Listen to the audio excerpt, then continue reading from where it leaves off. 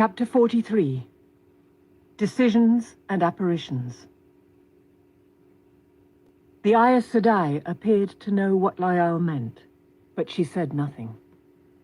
Loyal peered at the floor, rubbing under his nose with a thick finger as if he was abashed by his outburst. No one wanted to speak. "Why?" Rand asked at last. "Why would we die? What are the ways?" Loyal glanced at Moraine. She turned away to take a chair in front of the fireplace.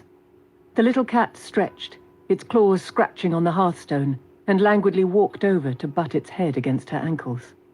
She rubbed behind its ears with one finger. The cat's purring was a strange counterpoint to the Aes Sedai's level voice. "It is your knowledge, Loyal. The ways are the only path to safety for us. The only path to forestalling the Dark One, if only for a time. But the telling is yours." The Ogier did not appear comforted by her speech. He shifted awkwardly on his chair before beginning.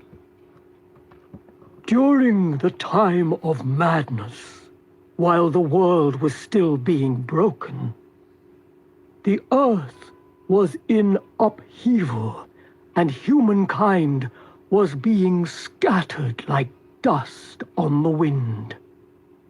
We Ogier were scattered too, driven from the steading into the exile and the long wandering, when the longing was graven on our hearts." He gave Moraine another sidelong look. His long eyebrows drew down into 2 points. "I will try to be brief, but this is not a thing that can be told too briefly. It is of the others I must speak now. Those few Ogier who held in their steading, while around them the world was tearing apart. And of the Aes Sedai," he avoided looking at Moraine now, "the male Aes Sedai who were dying even as they destroyed the world in their madness. It was to those Aes Sedai, those who had so far managed to avoid the madness, that the steading first made the offer of sanctuary. Many accepted, for in the steading they were protected from the taint of the Dark One that was killing their kind. But they were cut off from the true source. It was not just that they could not wield the One Power or touch the source. They could no longer even sense that the source existed. In the end, none could accept that isolation, and one by one, they left the steading, hoping that by that time the taint was gone. It never was. "Some in Tarvalon," Moraine said quietly, "claim that Ogier Sanctuary prolonged the breaking and made it worse. Others say that if all of those men had been allowed to go mad at once, there would have been nothing left of the world. I am of the blue Aja, Loyal. Unlike the red Aja, we hold to the second view. Sanctuary helped to save what could be saved. Continue, please." Loyal nodded gratefully. Relieved of a concern, Rand realized. "As I was saying," the Ogier went on, "the Aes Sedai, the male Sedai, left, but before they went, they gave a gift to the Ogier in thanks for our sanctuary. The ways. Enter a Waygate, walk for a day, and you may depart through another Waygate 100 miles from where you started, or 500. time and distance are strange in the ways. Different paths, different bridges lead to different places, and how long it takes to get there depends on which path you take. It was a marvelous gift, made more so by the times, for the ways are not part of the world we see around us, nor perhaps of any world outside themselves. Not only did the Ogier so gifted not have to travel through the world, where even after the breaking, men fought like animals to live, in order to reach another steading, but within the ways there was no breaking. The land between two steading might split open into deep canyons or rise in mountain ranges, but in the way between them there was no change. When the last Aes Sedai left the steading, they gave to the elders a key, a talisman, that could be used for growing more. They are a living thing in some fashion, the ways and the Waygates. I do not understand it. No Ogier ever has, and even the Aes Sedai have forgotten, I am told. Over the years, the exile ended for us, as those Ogier who had been gifted by the Aes Sedai found a steading where Ogier had returned from the long wandering. They grew away to it. With the stonework we learned during the exile, we built cities for men and planted the groves to comfort the Ogier who did the building, so the longing would not overcome them. To those groves, ways were grown. There was a grove and a Waygate at Marfal Dadaranel, but that city was razed during the Trolloc Wars. No stone left standing on another, and the grove was chopped down and burned for Trolloc fires. He left no doubt which had been the greater crime. Waygates are all but impossible to destroy, Moraine said, and humankind not much less so. There are people at Faldara still, though not the great city the Ogier built, and the Waygate yet stands. How did they make them? Egwene asked. Her puzzled look took in Moraine and Loial both. The Aes Sedai, the men. If they couldn't use the one power in a steading, how could they make the ways? Or did they use the power at all? Their part of the true source was tainted, is tainted. I don't know much about what Aes Sedai can do yet. Maybe it's a silly question. Loial explained. Each steading has a Waygate on its border. But outside, your question is not silly. You found the seed of why we do not dare travel the ways. No Ogier has used the ways in my lifetime and before. By edict of the elders, all the elders of all the steading. None may, human or Ogier. The ways were made by men wielding power fouled by the Dark One.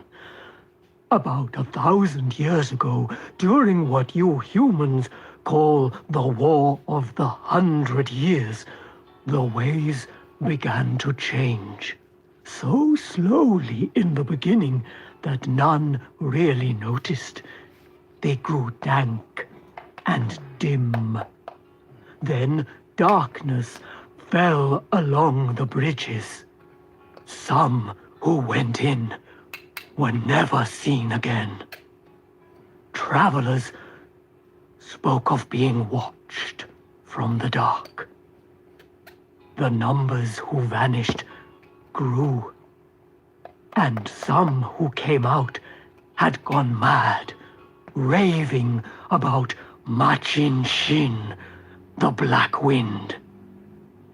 Aes Sedai healers could aid some, but even with Aes Sedai help, they were never the same.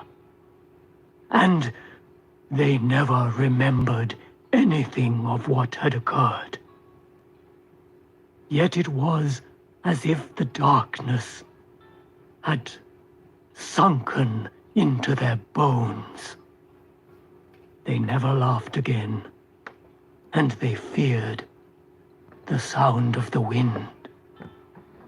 For a moment, there was silence but for the cat purring beside Moraine's chair, and the snap and crackle of the fire popping out sparks.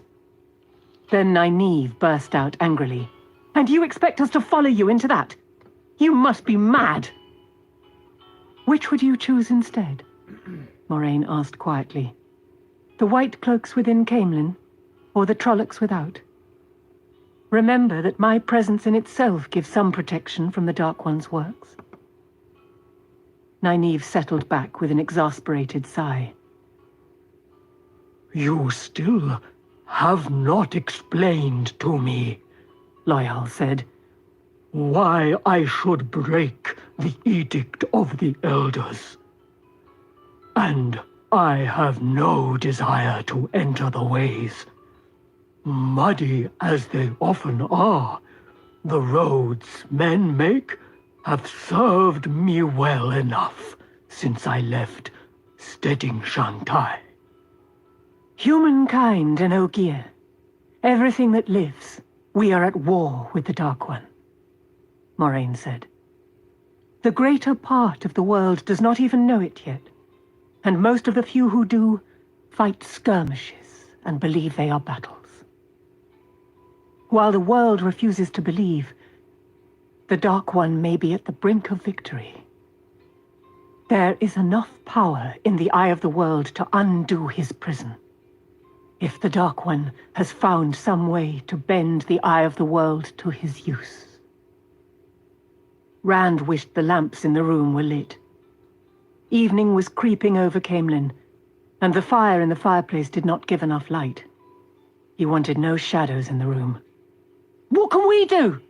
Matt burst out. "Why are we so important? Why do we have to go to the Blight? The Blight!" Moraine did not raise her voice, but it filled the room, compelling.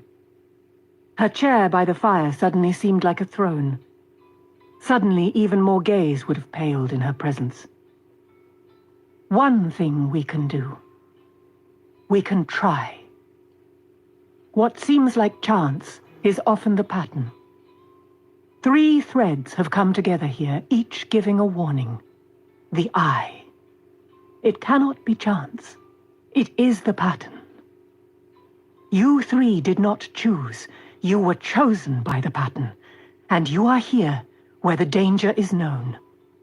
You can step aside and perhaps doom the world. Running, hiding, will not save you from the weaving of the pattern. Or you can try. You can go to the Eye of the World. 3 Taviran, 3 center points of the web, placed where the danger lies. Let the pattern be woven around you there, and you may save the world from the shadow. The choice is yours.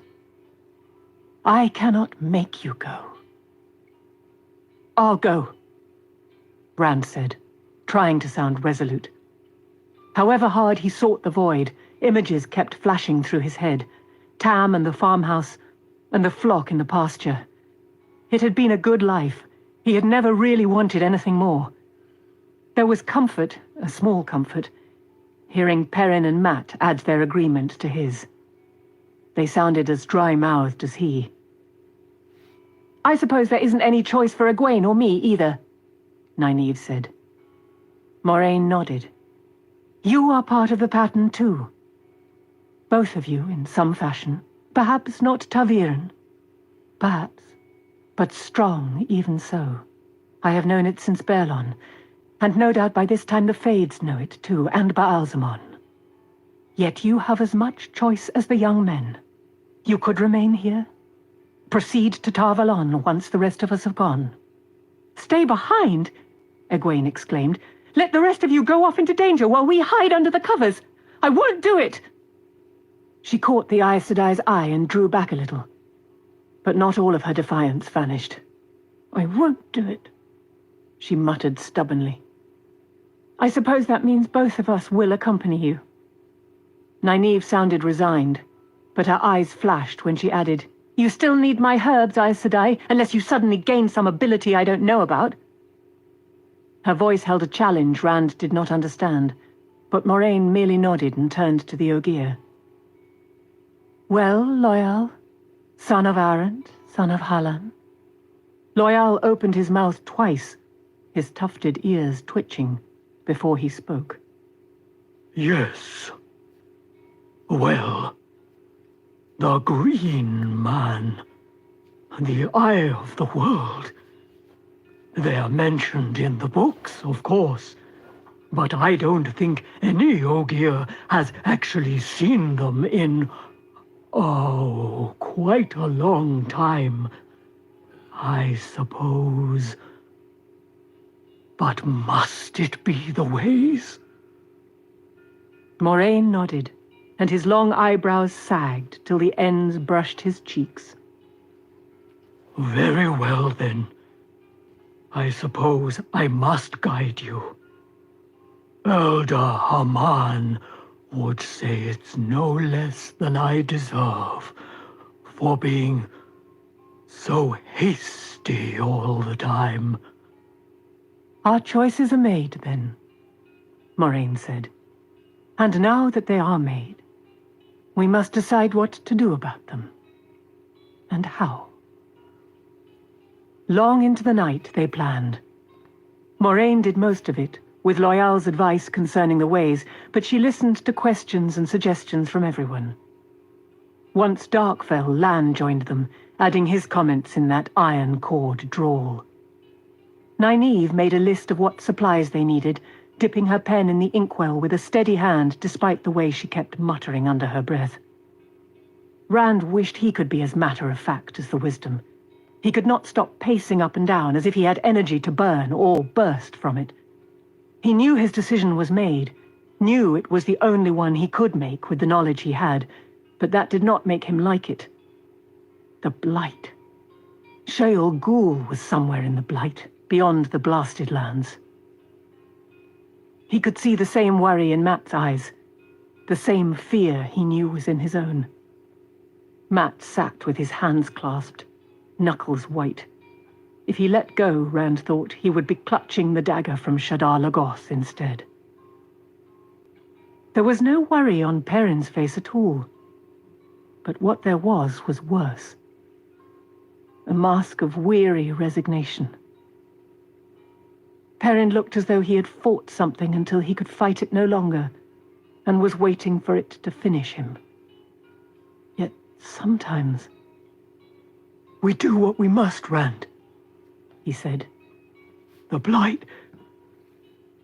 For an instant those yellow eyes lit with eagerness, flashing in the fixed tiredness of his face, as if they had a life of their own apart from the big blacksmith's apprentice. There's good hunting along the Blight, he whispered. Then he shuddered, as if he had just heard what he had said, and once more his face was resigned. And Egwene. Rand drew her apart at one point over by the fireplace, where those planning around the table could not hear. Egwene, Her eyes, like big dark pools drawing him in, made him stop and swallow. It's me the Dark One's after, Egwene. Me and Mat and Perrin. I don't care what Moraine Sedai says. In the morning, you and Nynaeve could start for home, or Tar Valon, or anywhere you want to go, and nobody will try to stop you. Not the trollocs, not the Fades, not anybody. As long as you aren't with us. Go home, Egwene, or go to Tarvalon. But go. He waited for her to tell him she had as much right to go where she wanted as he did, that he had no right to tell her what to do. To his surprise, she smiled and touched his cheek. "Thank you, Rand," she said softly. He blinked and closed his mouth as she went on. "You know I can't, though. Moraine said I told us what Min saw in Berlon. You should have told me who Min was. I thought... Well, Min says I am part of this too. And Nynaeve. Maybe I'm not Tabviran." She stumbled over the word. "But the pattern sends me to the eye of the world too, it seems. Whatever involves you, involves me. But Egwene... Who is Elaine?" For a minute he stared at her, then told the simple truth. "She's the daughter heir to the throne of Andor." Her eyes seemed to catch fire. "If you can't be serious for more than a minute, Randall thought, I do not want to talk to you." Incredulous, he watched her stiff back return to the table where she leaned on her elbows next to Moraine to listen to what the warder was saying. "I need to talk to Perrin," he thought. "He knows how to deal with women." Master Gil entered several times, first to light the lamps, then to bring food with his own hands, and later to report on what was happening outside. White cloaks were watching the inn from down the street in both directions. There had been a riot at the gates to the inner city, with the Queen's guards arresting white cockades and red alike. Someone had tried to scratch the dragon's fang on the front door and been sent on his way by Lamgwin's boot. If the innkeeper found it odd that Loial was with them, he gave no sign of it.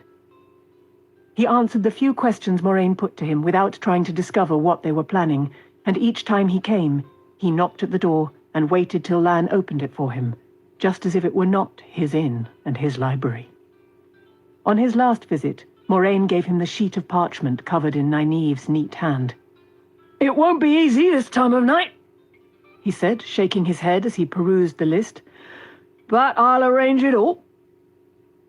Moraine added a small wash-leather bag that clinked as she handed it to him by the drawstrings.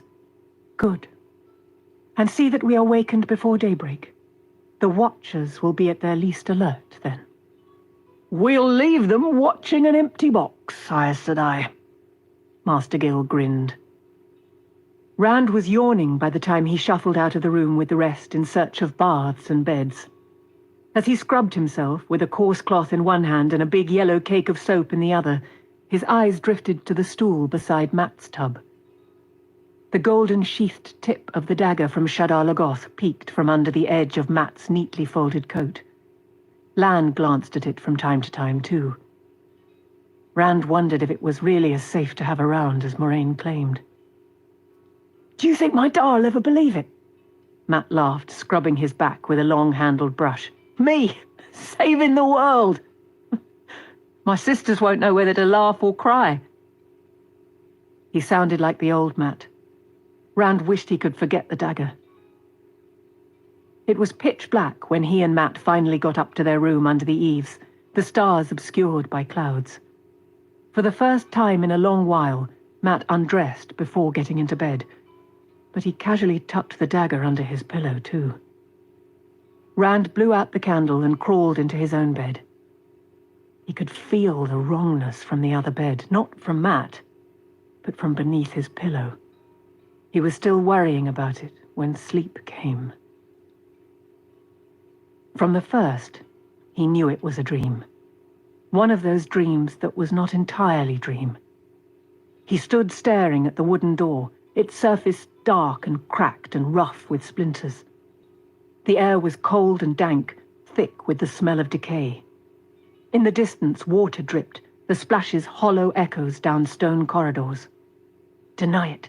Deny him and his power fails.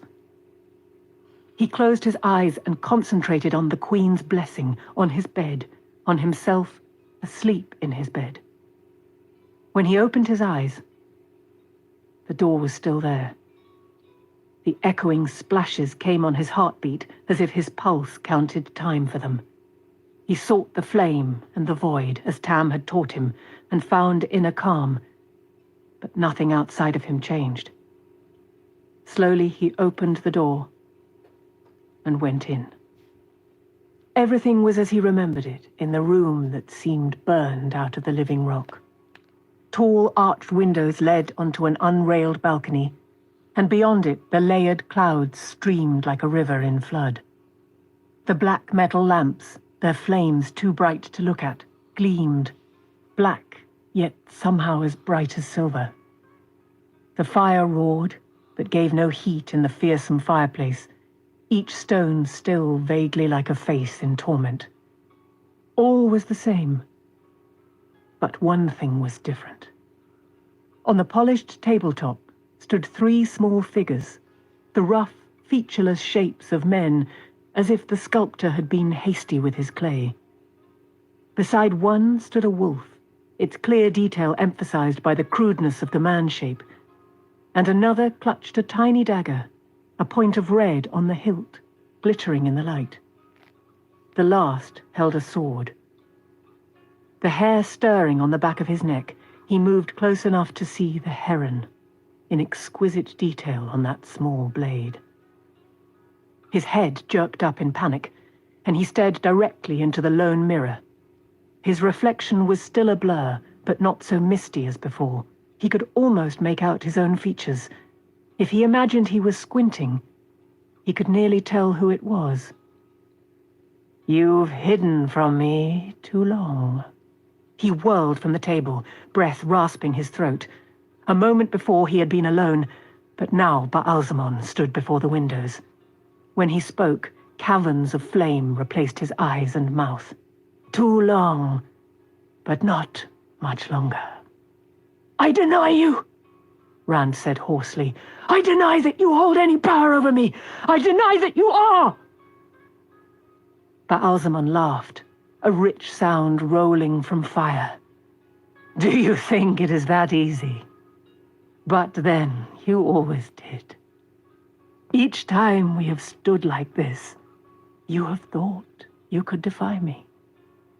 "What do you mean, each time? I deny you." "You always do. In the beginning.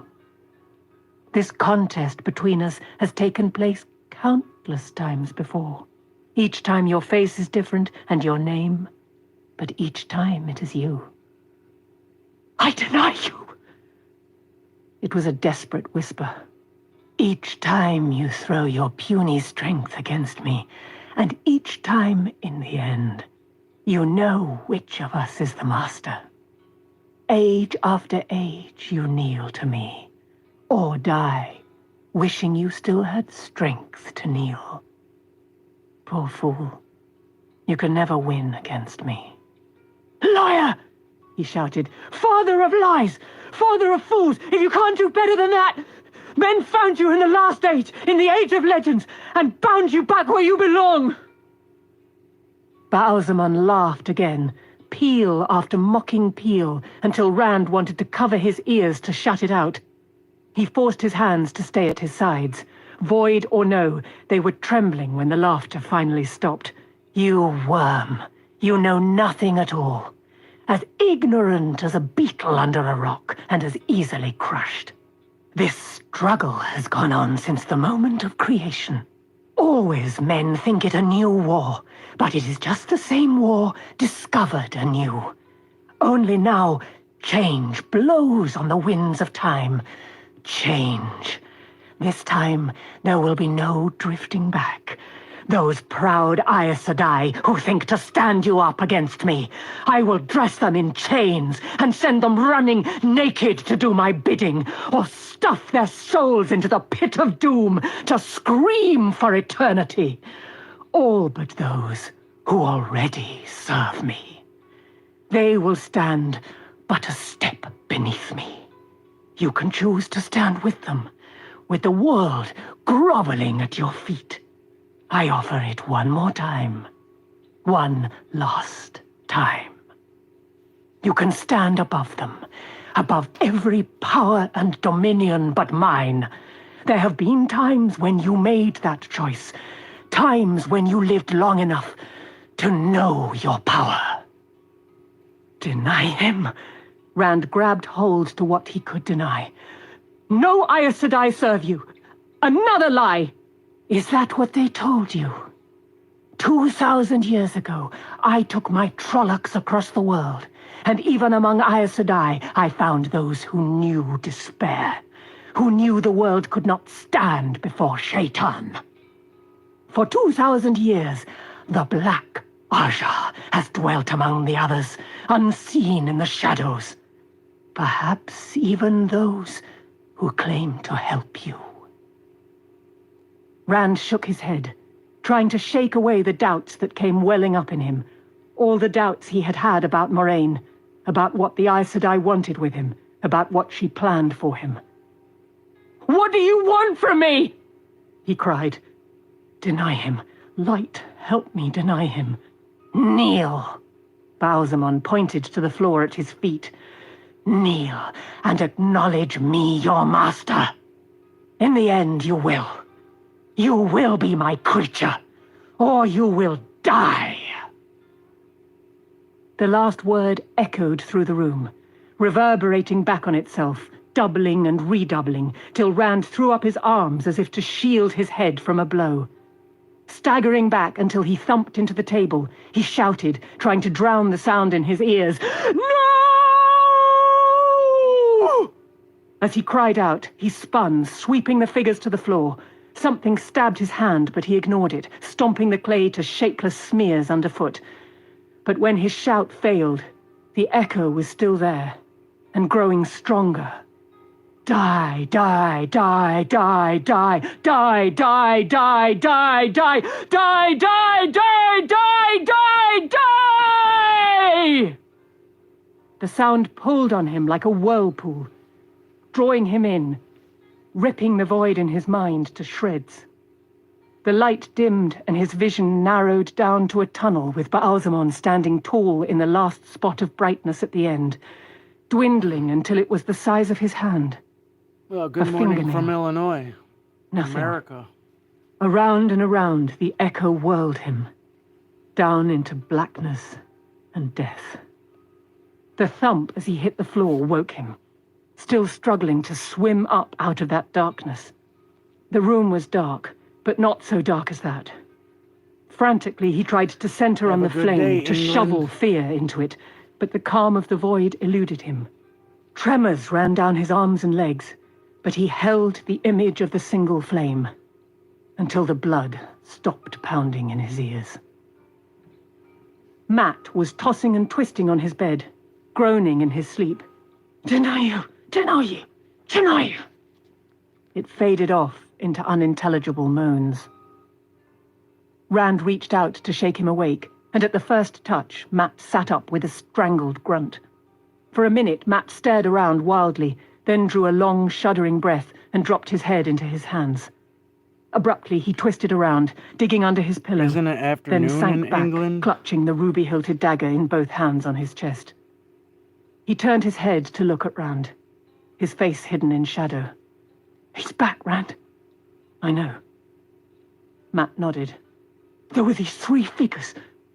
I saw them too. He knows who I am, Rand. I picked up the one with the dagger, and he said, 'So that's who you are.' And when I looked again, the figure had my face. My face, Rand. It looked like flesh. It felt like flesh. Light helped me. I could feel my own hand gripping me, like I was the figure." Rand was silent for a moment. "You have to keep denying him, Matt."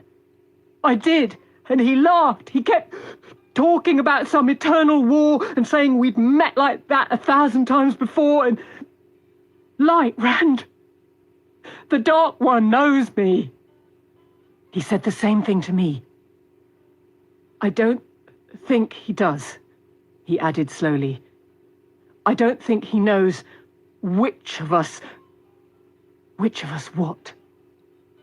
As he levered himself up, pain stabbed his hand. Making his way to the table, he managed to get the candle lit after 3 tries, then spread his hand open in the light.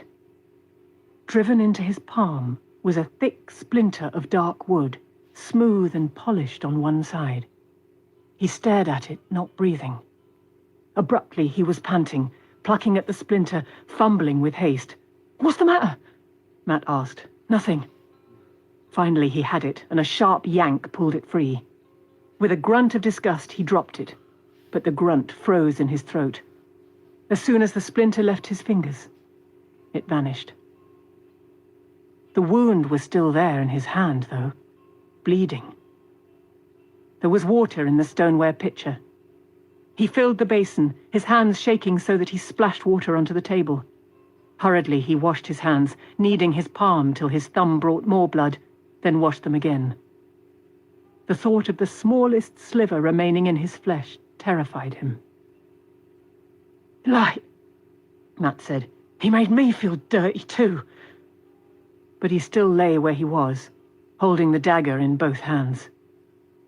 "Yes," Rand said. "Dirty." He fumbled a towel from the stack beside the basin. There was a knock at the door and he jumped. It came again. "Yes?" he said. Moraine put her head into the room. "You are awake already? Good. Dress quickly and come down. We must be away before first light." "Now?" Matt groaned. "We haven't had an hour's sleep yet." "An hour?" she said. "You have had 4. Now hurry. We do not have much time." Rand shared a confused look with Matt. He could remember every second of the dream clearly. It had begun as soon as he closed his eyes and lasted only minutes. Something in that exchange must have communicated itself to Moraine. She gave them a penetrating look and came all the way in. "What has happened?" "The dreams." "He knows who I am," Matt said. "The Dark One knows my face." Rand held up his hand wordlessly, palm toward her. Even in the shadowed light from the one candle, the blood was plain. The Aes Sedai stepped forward and grasped his upheld hand, her thumb across his palm covering the wound. Cold pierced him to the bone, so chill that his fingers cramped and he had to fight to keep them open. When she took her fingers away, the chill went too. He turned his hand, then, stunned, scrubbed the thin smear of blood away. The wound was gone. Slowly he raised his eyes to meet those of the Aes Sedai. "Hurry," she said softly. "Time grows very short." He knew she was not speaking of the time for their leaving anymore. Legends become myths. Chapter 44. The Dark Along the Ways. The dark along the ways. In the darkness just before dawn, Rand followed Moraine down to the back hall, where Master Gill and the others were waiting. Good morning, England. Nynaeve and Egwene as anxiously as Loyal. Perrin almost as calm as the warder. Matt stayed on Rand's heels as if he were afraid to be even a little alone now, even as much as a few feet away. The cook and her helpers straightened, staring as the party passed silently into the kitchen, already brightly lit and hot with preparations for breakfast. It was not usual for patrons of the inn to be up and out at that hour. At Master Gill's soothing words, the cook gave a loud sniff and slapped her dough down hard. They were all back to tending griddles and kneading dough before Rand reached the stable-yard door. Outside, the night was still pitch black. To Rand, everyone else was only a darker shadow at best. He followed the innkeeper and Lan blindly. Blind in truth. Hoping Master Gill's knowledge of his own stable-yard and the warder's instincts would get them across it without someone breaking a leg. Loyal stumbled more than once. "I don't see why we can't have just one light," the Ogier grumbled. "We don't go running about in the dark in the steading. I'm an Ogier, not a cat." Rand had a sudden image of Loyal's tufted ears twitching irritably. The stable loomed up suddenly out of the night, a threatening mass until the stable door creaked open, spilling a narrow stream of light into the yard. The innkeeper only opened it wide enough for them to go in one at a time, and hastily pulled it to behind Perrin, almost clipping his heels. Rand blinked in the sudden light inside. The stablemen were not surprised by their appearance, as the cook had been. The horses were saddled and waiting. Mandab stood arrogantly, ignoring everyone but Lan, but Aldib stretched her nose out to nuzzle Moraine's hand. There was a pack horse, bulky with wicker panniers, and a huge animal with hairy fetlocks, taller even than the warder's stallion, for Loyal. It looked big enough to pull a loaded hay wain by itself, but compared with the Ogier, it seemed a pony. Loyal eyed the big horse and muttered doubtfully, My own feet have always been good enough. Master Gill motioned to Rand. The innkeeper was lending him a bay almost the color of his own hair, tall and deep of chest, but with none of the fire in his step that Cloud had had, Rand was glad to see. Master Gill said his name was Red. Egwene went straight to Bella, and Nynaeve to her long-legged mare. Matt brought his dun-colored horse over by Rand. Perrin's making me nervous, he muttered. Rand looked at him sharply. Well, he's acting strange. Don't you see it too? I swear it's not my imagination. Or... Rand nodded. Not the dagger taking hold of him again, thank the light. He is, Matt, but just be easy. Moraine knows about... whatever it is. Perrin's fine. He wished he could believe it, but it seemed to satisfy Matt. A little, at least. Of course, Matt said hastily, still watching Perrin out of the corner of his eye. I never said he wasn't. Master Gill conferred with the head groom. That leathery-skinned man with a face like one of the horses knuckled his forehead and hurried to the back of the stable. The innkeeper turned to Moraine with a satisfied smile on his round face. Raimi says the way is clear, Aes Sedai. The rear wall of the stable appeared solid and stout, lined with heavy racks of tools. Raimi and another stableman cleared away the hay forks, rakes, and shovels, then reached behind the racks to manipulate hidden latches. Abruptly, a section of the wall swung inward on hinges so well concealed that Rand was not sure he could find them even with the disguised door standing open. Light from the stable illuminated a brick wall only a few feet away. It's only a narrow run between buildings, the innkeeper said, but nobody outside this stable knows there's a way into it from here. White cloaks or white cockades, there'll not be any watchers to see where you come out. The Aes Sedai nodded.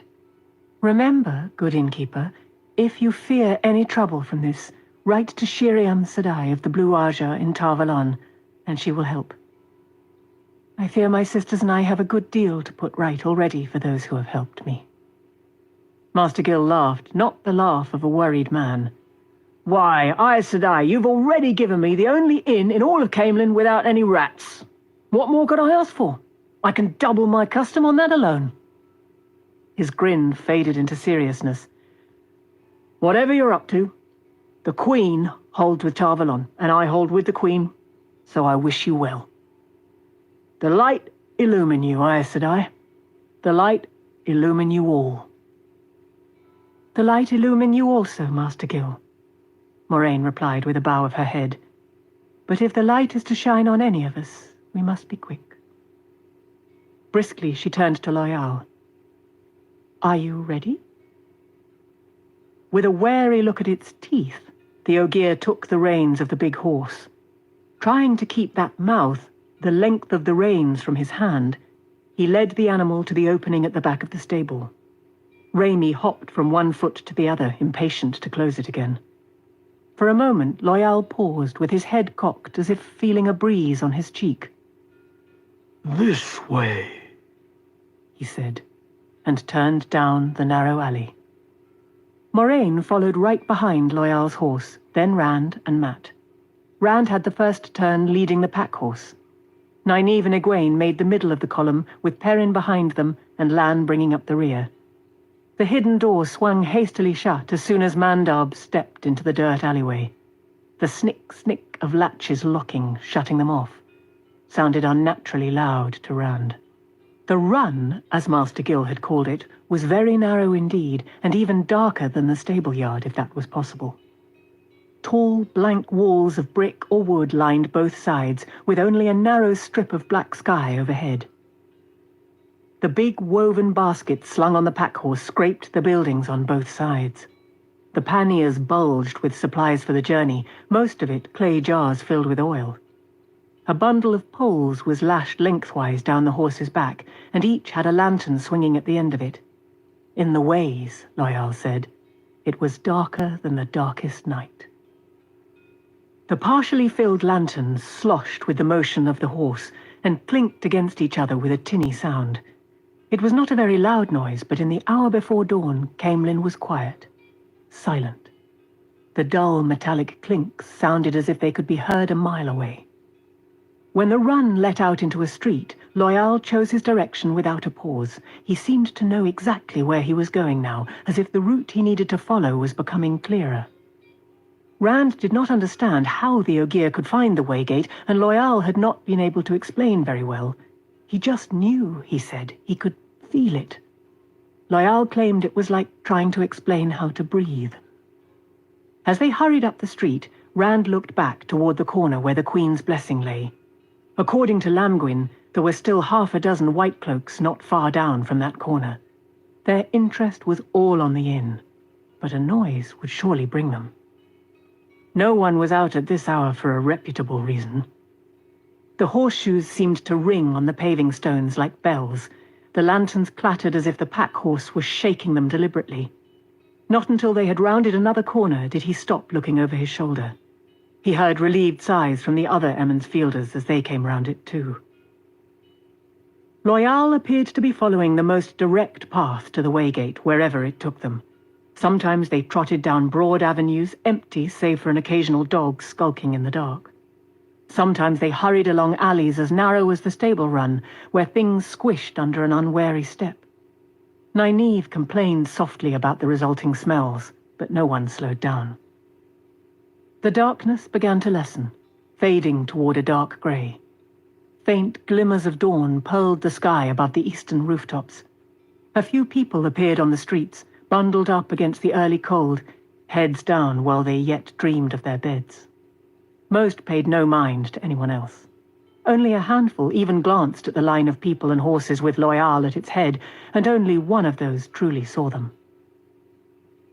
That one man flicked his eyes at them just like the others, already sinking back into his own thoughts, when suddenly he stumbled and almost fell, turning himself back around to stare. There was only light enough to see shapes, but that was too much. Seen at a distance by himself, the Ogier could have passed for a tall man leading an ordinary horse, or for an ordinary man leading an undersized horse. With the others in a line behind him to give perspective, Loyal looked exactly as big as he was, half again as tall as any man should be. The man took one look, and with a strangled cry set off running, his cloak flapping behind him. There would be more people in the street soon. Very soon. Rand eyed a woman hurrying past on the other side of the street, seeing nothing but the pavement in front of her feet. More people to notice soon. The eastern sky grew lighter. There, Loyal announced at last. it is under there. It was a shop he pointed to, still closed for the night. The tables out front were bare, the awnings over them rolled up tight, the door stoutly shuttered. The windows above, where the shopkeeper lived, were still dark. Under? Matt exclaimed incredulously. How in the light can we... Moraine raised a hand that cut him off, and motioned for them to follow her into the alley beside the shop. Horses and people together, they crowded the opening between the two buildings. Shaded by the walls, it was darker there than on the street, near to full night again. There must be a cellar door, Moraine muttered. Ah, yes. Abruptly, light blossomed. A coolly glowing ball the size of a man's fist hung suspended over the Aes Sedai's palm, moving as she moved her hand. Rand thought that it was a measure of what they had been through, that everyone seemed to take it as a matter of course. She put it close to the doors she had found, slanted almost flat to the ground, with a hasp held by thick bolts and an iron lock bigger than Rand's hand and thick with old rust. Loyal gave the lock a tug. I can pull it off, hasp and all, but it will make enough noise to wake the whole neighborhood. Let us not damage the Goodman's property if we can avoid it. Moraine studied the lock intently for a moment. Suddenly, she gave the rusty iron a tap with her staff, and the lock fell open neatly. Hastily, Loyal undid the lock and swung the doors up, propping them back. Moraine went down the ramp thus revealed, lighting her way with the glowing ball. Aldib stepped delicately behind her. "Light the lanterns and come down," she called softly. "There is plenty of room. Hurry. It will be light out soon." Rand hurriedly untied the poled lanterns off the pack-horse, but even before the first was lit, he realized he could see Mat's features. People would be filling the streets in minutes, and the shopkeeper would be coming down to open up for business, all wondering why the alleyway was crammed full of horses. Mat muttered something nervously about taking horses indoors, but Rand was glad to lead his down the ramp. Mat followed, grumbling, but no less quickly. Rand's lantern swung on the end of its pole, bumping the ceiling if he was not careful, and neither Red nor the pack-horse liked the ramp. Then he was down and getting out of Mat's way. Moraine let her floating light die, but as the rest joined them, the added lanterns lit the open space. The cellar was as long and as wide as the building above, much of the space taken up by brick columns, flaring up from narrow bases to 5 times as big at the ceiling. The place seemed made up from a series of arches. There was plenty of room, but Rand still felt crowded. Loyal's head brushed the ceiling. As the rusted lock had foretold, the cellar had not been used in a long time. The floor was bare, except for a few broken barrels filled with odds and ends and a thick layer of dust. Motes, stirred up by so many feet, sparkled in the lantern light. Lan was last in, and as soon as he had Mandab down the ramp, he climbed back to pull the doors shut. "Blood and ashes," Matt growled. "Why would they build one of these gates in a place like this?" "It was not always like this," Loyal said. His rumbling voice echoed in the cavernous space. "Not always. No." The Ogier was angry, Rand realized with a shock. "Once, trees stood here. Every kind of tree that would grow in this place. Every kind of tree that Ogier could coax to grow here. The great trees, 100 spans high. Shade of branch and cool breezes to catch the smell of leaf and flower and hold the memory of the peace of the steading. All that murdered for this." His fist thumped a column. The column seemed to shake under that blow. Rand was certain he heard bricks crack. Waterfalls of dry mortar slid down the column. "What is already woven cannot be undone," Moraine said gently. "It will not make the trees grow again for you to bring the building down on our heads." Loyal's drooping eyebrows made him look more abashed than a human face could have managed. "With your help, Loyal, perhaps we can keep the groves that still stand from falling under the shadow. You have brought us to what we seek." As she moved to one of the walls, Rand realized that that wall was different from the others. They were ordinary brick. This was intricately worked stone, fanciful swirls of leaves and vines, pale even under its coat of dust. The brick and mortar were old, but something about the stone said it had stood there long, long before the brick was fired. Later builders, themselves centuries gone, had incorporated what already stood, and still later, men had made it part of a cellar. One part of the carved stone wall, right in the center, was more elaborate than the rest. As well done as the rest was, it appeared a crude copy in comparison. Worked in hard stone, those leaves seemed soft, caught in one frozen moment as a gentle summer breeze stirred them. For all of that, they had the feel of age, as much greater than the rest of the stone as the rest was older than the brick. That old and more. Loyal looked at them as if he would rather be anywhere else but there, even out in the streets with another mob. Avendasora, Moraine murmured, resting her hand on a trefoil leaf in the stonework. Rand scanned the carving. That was the only leaf of its kind he could find. The leaf of the Tree of Life is the key, the Aes Sedai said, and the leaf came away in her hand. Rand blinked. From behind him he heard gasps. That leaf had seemed no less a part of the wall than any other. Just as simply, the Aes Sedai set it against the pattern a handspan lower. The three-pointed leaf fit there as if the space had been intended for it, and once more it was a part of the whole. As soon as it was in place, the entire nature of the central stonework changed. He was sure now that he could see the leaves ruffled by some unfelt breeze. He almost thought they were verdant under the dust, a tapestry of thick spring greenery there in the lantern-lit cellar.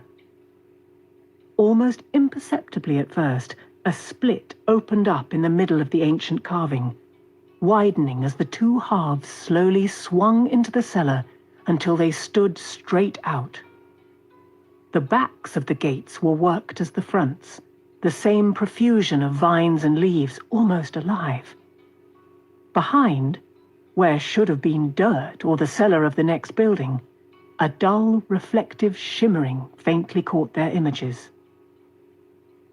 I have heard, Loyal said, half mourning, half fearful. that once the Waygates shone like mirrors. Once, who entered the ways, walked through the sun and the sky. Once. We have no time for waiting, Moraine said. Lan went past her, leading Mandab, poled lantern in hand. His shadowy reflection approached him, leading a shadowy horse. Man and reflection seemed to step into each other at the shimmering surface, and both were gone.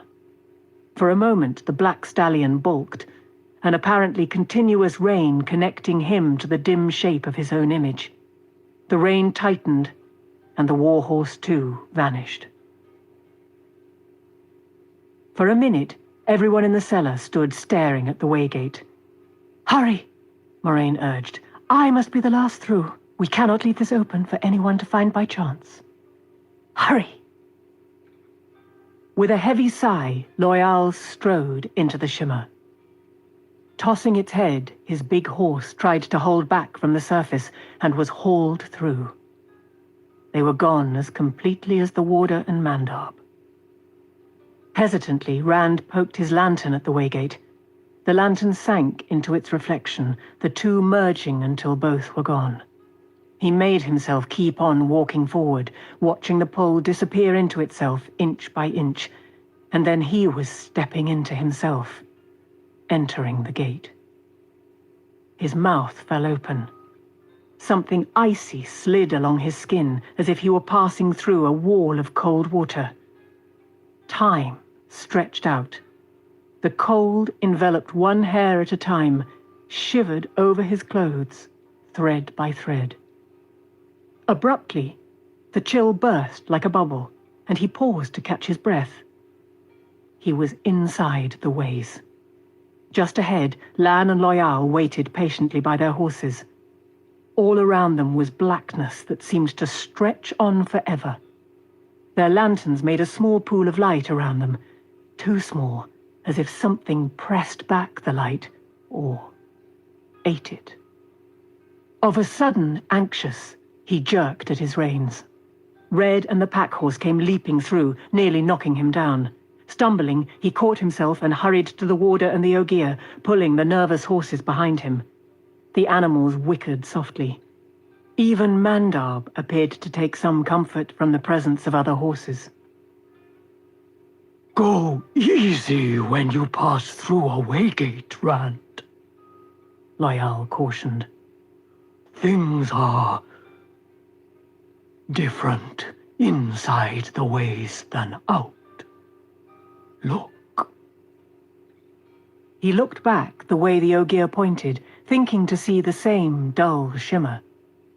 Instead, he could see into the cellar, as if through a large piece of smoked glass set in the blackness. Disturbingly, the darkness around the window into the cellar gave a sense of depth, as though the opening stood alone, with nothing around or behind it but the dark. He said as much with a shaky laugh, but Loyal took him seriously. You could walk all the way around it, and you would not see a thing from the other side. I would not advise it, though. The books aren't very clear about what lies behind the Waygates. I think you could become lost there, and never find your way out. Rand shook his head and tried to concentrate on the Waygate itself rather than what lay behind it, but that was just as disturbing in its own fashion. If there had been anything to look at in the darkness besides the Waygate, he would have looked at it. In the cellar, through the smoky dimness, Moraine and the others were plain enough, but they moved as if in a dream. Every blink of an eye seemed a deliberate, exaggerated gesture. Matt was making his way to the Waygate as though walking through clear jelly, his legs seeming to swim forward. The wheel turns faster in the ways, Loyal explained. He looked at the darkness surrounding them, and his head sunk in between his shoulders. None alive know more than fragments. I fear what I don't know about the ways, Rand. The Dark One, Lan said, cannot be defeated without chancing risks. But we are alive at this moment, and before us is the hope of remaining alive. Do not surrender before you are beaten, Ogier. You would not speak so confidently if you had ever been in the ways. The normal, distant thunder of Loyal's voice was muted. He stared at the blackness, as if he saw things there. I never have before, either. But I've seen Ogier who have been through a Waygate and come out again. You would not speak so if you had. Matt stepped through the gate and regained normal speed.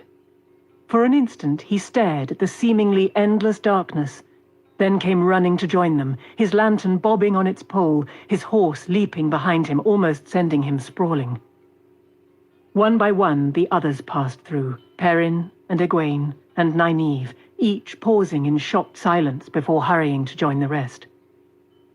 Each lantern enlarged the pool of light, but not as much as it should have. It was as if the dark became denser the more light there was, thickening as it fought against being diminished. That was not a line of reasoning Rand wanted to follow. It was bad enough just being there without giving the darkness a will of its own. Everyone seemed to feel the oppressiveness, though. There were no wry comments from Matt here, and Egwene looked as if she wished she could rethink her decision to come. They all silently watched the Waygate, that last window into the world they knew. Finally, only Moraine was left in the cellar, dimly lit by the lantern she had taken. The Aes Sedai still moved in that dreamlike way. Her hand crept as it found the leaf of Avendasora. It was located lower in the stonework on this side, Rand saw, just where she had placed it on the other. Plucking it free, she put it back in the original position. He wondered suddenly if the leaf on the other side had moved back too. The Aes Sedai came through, leading Aldib, as the stone gates slowly began closing behind her. She came to join them, the light of her lantern leaving the gates before they were shut. Blackness swallowed the narrowing view of the cellar. In the constrained light of their lanterns, blackness surrounded them totally. Suddenly, it seemed as if the lanterns were the only light left in the world. Rand realized that he was jammed shoulder to shoulder in between Perrin and Egwene. Egwene gave him a wide-eyed look and pressed closer, and Perrin made no move to give him room. There was something comforting about touching another human being when the whole world had just been swallowed up by dark. Even the horses seemed to feel the ways pushing them into a tighter and tighter knot. Outwardly unconcerned, Moraine and Lan swung into their saddles, and the Aes Sedai leaned forward, arms resting on her carved staff across the high pommel of her saddle. "We must be on our way, Loyal." Loyal gave a start and nodded vigorously. Yes, Aes Sedai, you are right. Not a minute longer than need be. He pointed to a broad strip of white running under their feet, and Rand stepped away from it hastily. All the Two Rivers folk did. Rand thought the floor had been smooth once, but the smoothness was pitted now, as if the stone had the pox. The white line was broken in several places. This leads from the Waygate to the first guiding. From there...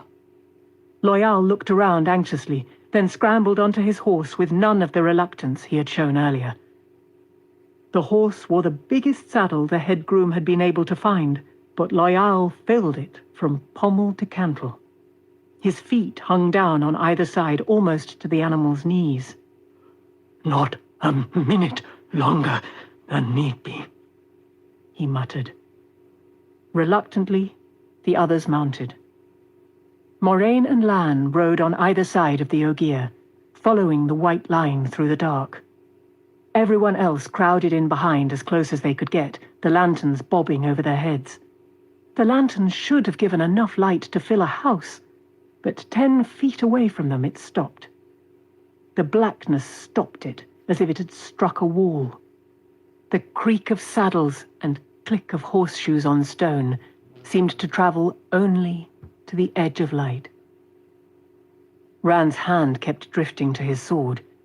It was not that he thought there was anything out there against which he could use the sword to defend himself. It did not seem as if there was anywhere for something to be. The bubble of light around them could as well have been a cave surrounded by stone, completely surrounded, with no way out. The horses might have been walking a treadmill for the change around them. He gripped the hilt as if the pressure of his hand there could press away the stone he felt weighing down on him. Touching the sword, he could remember Tam's teaching. For a little while, he could find the calm of the void. But the weight always returned, compressing the void until it was only a cavern inside his mind, and he had to start over again, touching Tam's sword to remember. It was a relief when something did change, even if it was only a tall slab of stone standing on end that appeared out of the dark before them, the broad white line stopping at its base. Sinuous curves of metal inlaid the wide surface, graceful lines that vaguely reminded Rand of vines and leaves. Discolored pops marks marked stone and metal alike. The guiding, Loyal said, and leaned out of his saddle to frown at the cursive metal inlays. Ogier script, Moraine said, but so broken I can barely make out what it says. I hardly can either, Loyal said. but enough to know we go this way. He turned his horse aside from the guiding. The edges of their light caught other stoneworks, what appeared to be stone-walled bridges arcing off into the darkness, and gently sloping ramps without railings of any kind, leading up and down. Between the bridges and the ramps ran a chest-high balustrade, however, as though falling was a danger there at any rate. Plain white stone made the balustrade, in simple curves and rounds, fitted together in complex patterns. Something about all of it seemed almost familiar to Rand, but he knew it had to be his imagination groping for anything familiar where everything was strange. At the foot of one of the bridges, Loyal paused to read the single line on the narrow column stone there. Nodding, he rode up onto the bridge. This is the first bridge of our path, he said over his shoulder. Rand wondered what held the bridge up. The horse's hooves made a gritty sound, as if bits of stone flaked off at every step.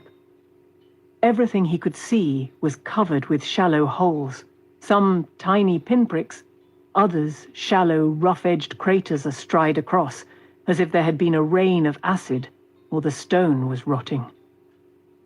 The guard wall showed cracks and holes too. In places it was gone altogether for as much as a span. For all he knew, the bridge could be solid stone all the way to the center of the earth, but what he saw made him hope it would stand long enough for them to reach the other end. Wherever that is. The bridge did end, eventually, in a place that looked no different from its beginning. All Rand could see was what their little pool of light touched, but he had the impression that it was a large space, like a flat-topped hill, with bridges and ramps leaving all around it. An island, Loyal called it. There was another script-covered guiding. Rand placed it in the middle of the island with no way of knowing if he was right or not. Loyal read, then took them up one of the ramps, curving up and up. After an interminable climb, curving continuously, the ramp let off onto another island just like the one where it had begun. Rand tried to imagine the curve of the ramp and gave up. This island can't be right on top of the other one. It can't be. Loyal consulted yet another slab filled with Ogier script, found another signpost column, led them onto another bridge. Rand no longer had any idea in what direction they were traveling. In their huddle of light in the dark, one bridge was exactly like another, except that some had breaks in the guard walls and some did not. Only the degree of damage to the guidings gave any difference to the islands. Rand lost track of time. He was not even sure how many bridges they had crossed or how many ramps they had traveled. The warder must have had a clock in his head, though. Just when Rand felt the first stir of hunger, Lan announced quietly that it was midday and dismounted to parcel out bread and cheese and dried meat from the pack horse. Perrin was leading the animal by that time. They were on an island, and Loyal was busily deciphering the directions on the guiding. Matt started to climb down from his saddle, but Moraine said, "Time is too valuable in the ways to waste. For us, much too valuable. We will stop when it is time to sleep." Lan was already back on Mandarb. Rand's appetite slipped at the thought of sleeping in the ways. It was always night there, but not the kind of night for sleeping. He ate while he rode, though, like everyone else. It was an awkward affair, trying to juggle his food, the lantern pole, and his reins, but for all of his imagined lack of appetite, he licked the last crumbs of bread and cheese off his hands when he was done, and thought fondly of more. He even began to think the ways were not so bad. Not nearly as bad as Loyal made out. They might have the heavy feel of the hour before a storm, But nothing changed. Nothing happened. The ways were almost boring. Then, the silence was broken by a startled grunt from Loyal. Rand stood in his stirrups to peer past the Ogier and swallowed hard at what he saw.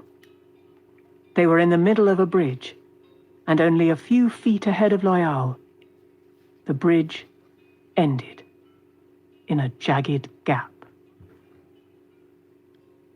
Chapter 45. Chapter 45. Chapter 45. What follows in shadow. The light of their lanterns stretched just far enough to touch the other side, thrusting out of the dark like a giant's broken teeth. Loyal's horse stamped a hoof nervously, and a loose stone fell away into the dead black below. If there was any sound of its striking bottom, Rand never heard it. He edged Red closer to the gap. As far down as he could thrust his lantern on its pole, there was nothing. Blackness below as blackness above, shearing off the light. If there was a bottom, it could be 1,000 feet down, or never. But on the other side, he could see what was under the bridge, holding it up. Nothing. Less than a span in thickness, and absolutely nothing underneath. Abruptly, the stone under his feet seemed as thin as paper, and the endless drop over the edge pulled at him. The lantern and pole seemed suddenly heavy enough to pull him right out of the saddle. Head spinning, he backed the bay away from the abyss as cautiously as he had approached. "Is it to this you've brought us, Aes Sedai?" Nynaeve said. "All this just to find out we have to go back to Caemlyn after all?" "We do not have to go back," Moraine said. "Not all the way to Caemlyn. There are many paths along the ways to any place. We need only go back far enough for Loyal to find another path that will lead to Faldara. Loyal? Loyal!" The Ogier pulled himself away from staring at the gap with a visible effort. What? Oh. Yes, Aes Sedai. I can find another path. I had... His eyes drifted back to the chasm, and his ears twitched. I had not dreamed the decay had gone so far. If the bridges themselves are breaking, it may be that I cannot find the path you want. It may be that I cannot find a path back either. The bridges could be falling behind us even now. There has to be a way, Perrin said, his voice flat. His eyes seemed to gather the light, to glow golden. A wolf at bay, Rand thought, startled. That's what he looks like. "It will be as the wheel weaves," Moraine said. "But I do not believe the decay is as fast as you fear. Look at the stone, Loyal.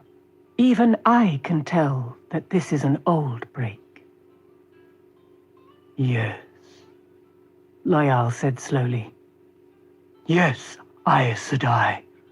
I can see it. There is no rain or wind here, but that stone has been in the air for 10 years at least. He nodded with a relieved grin, so happy with the discovery that for a moment he seemed to forget his fear.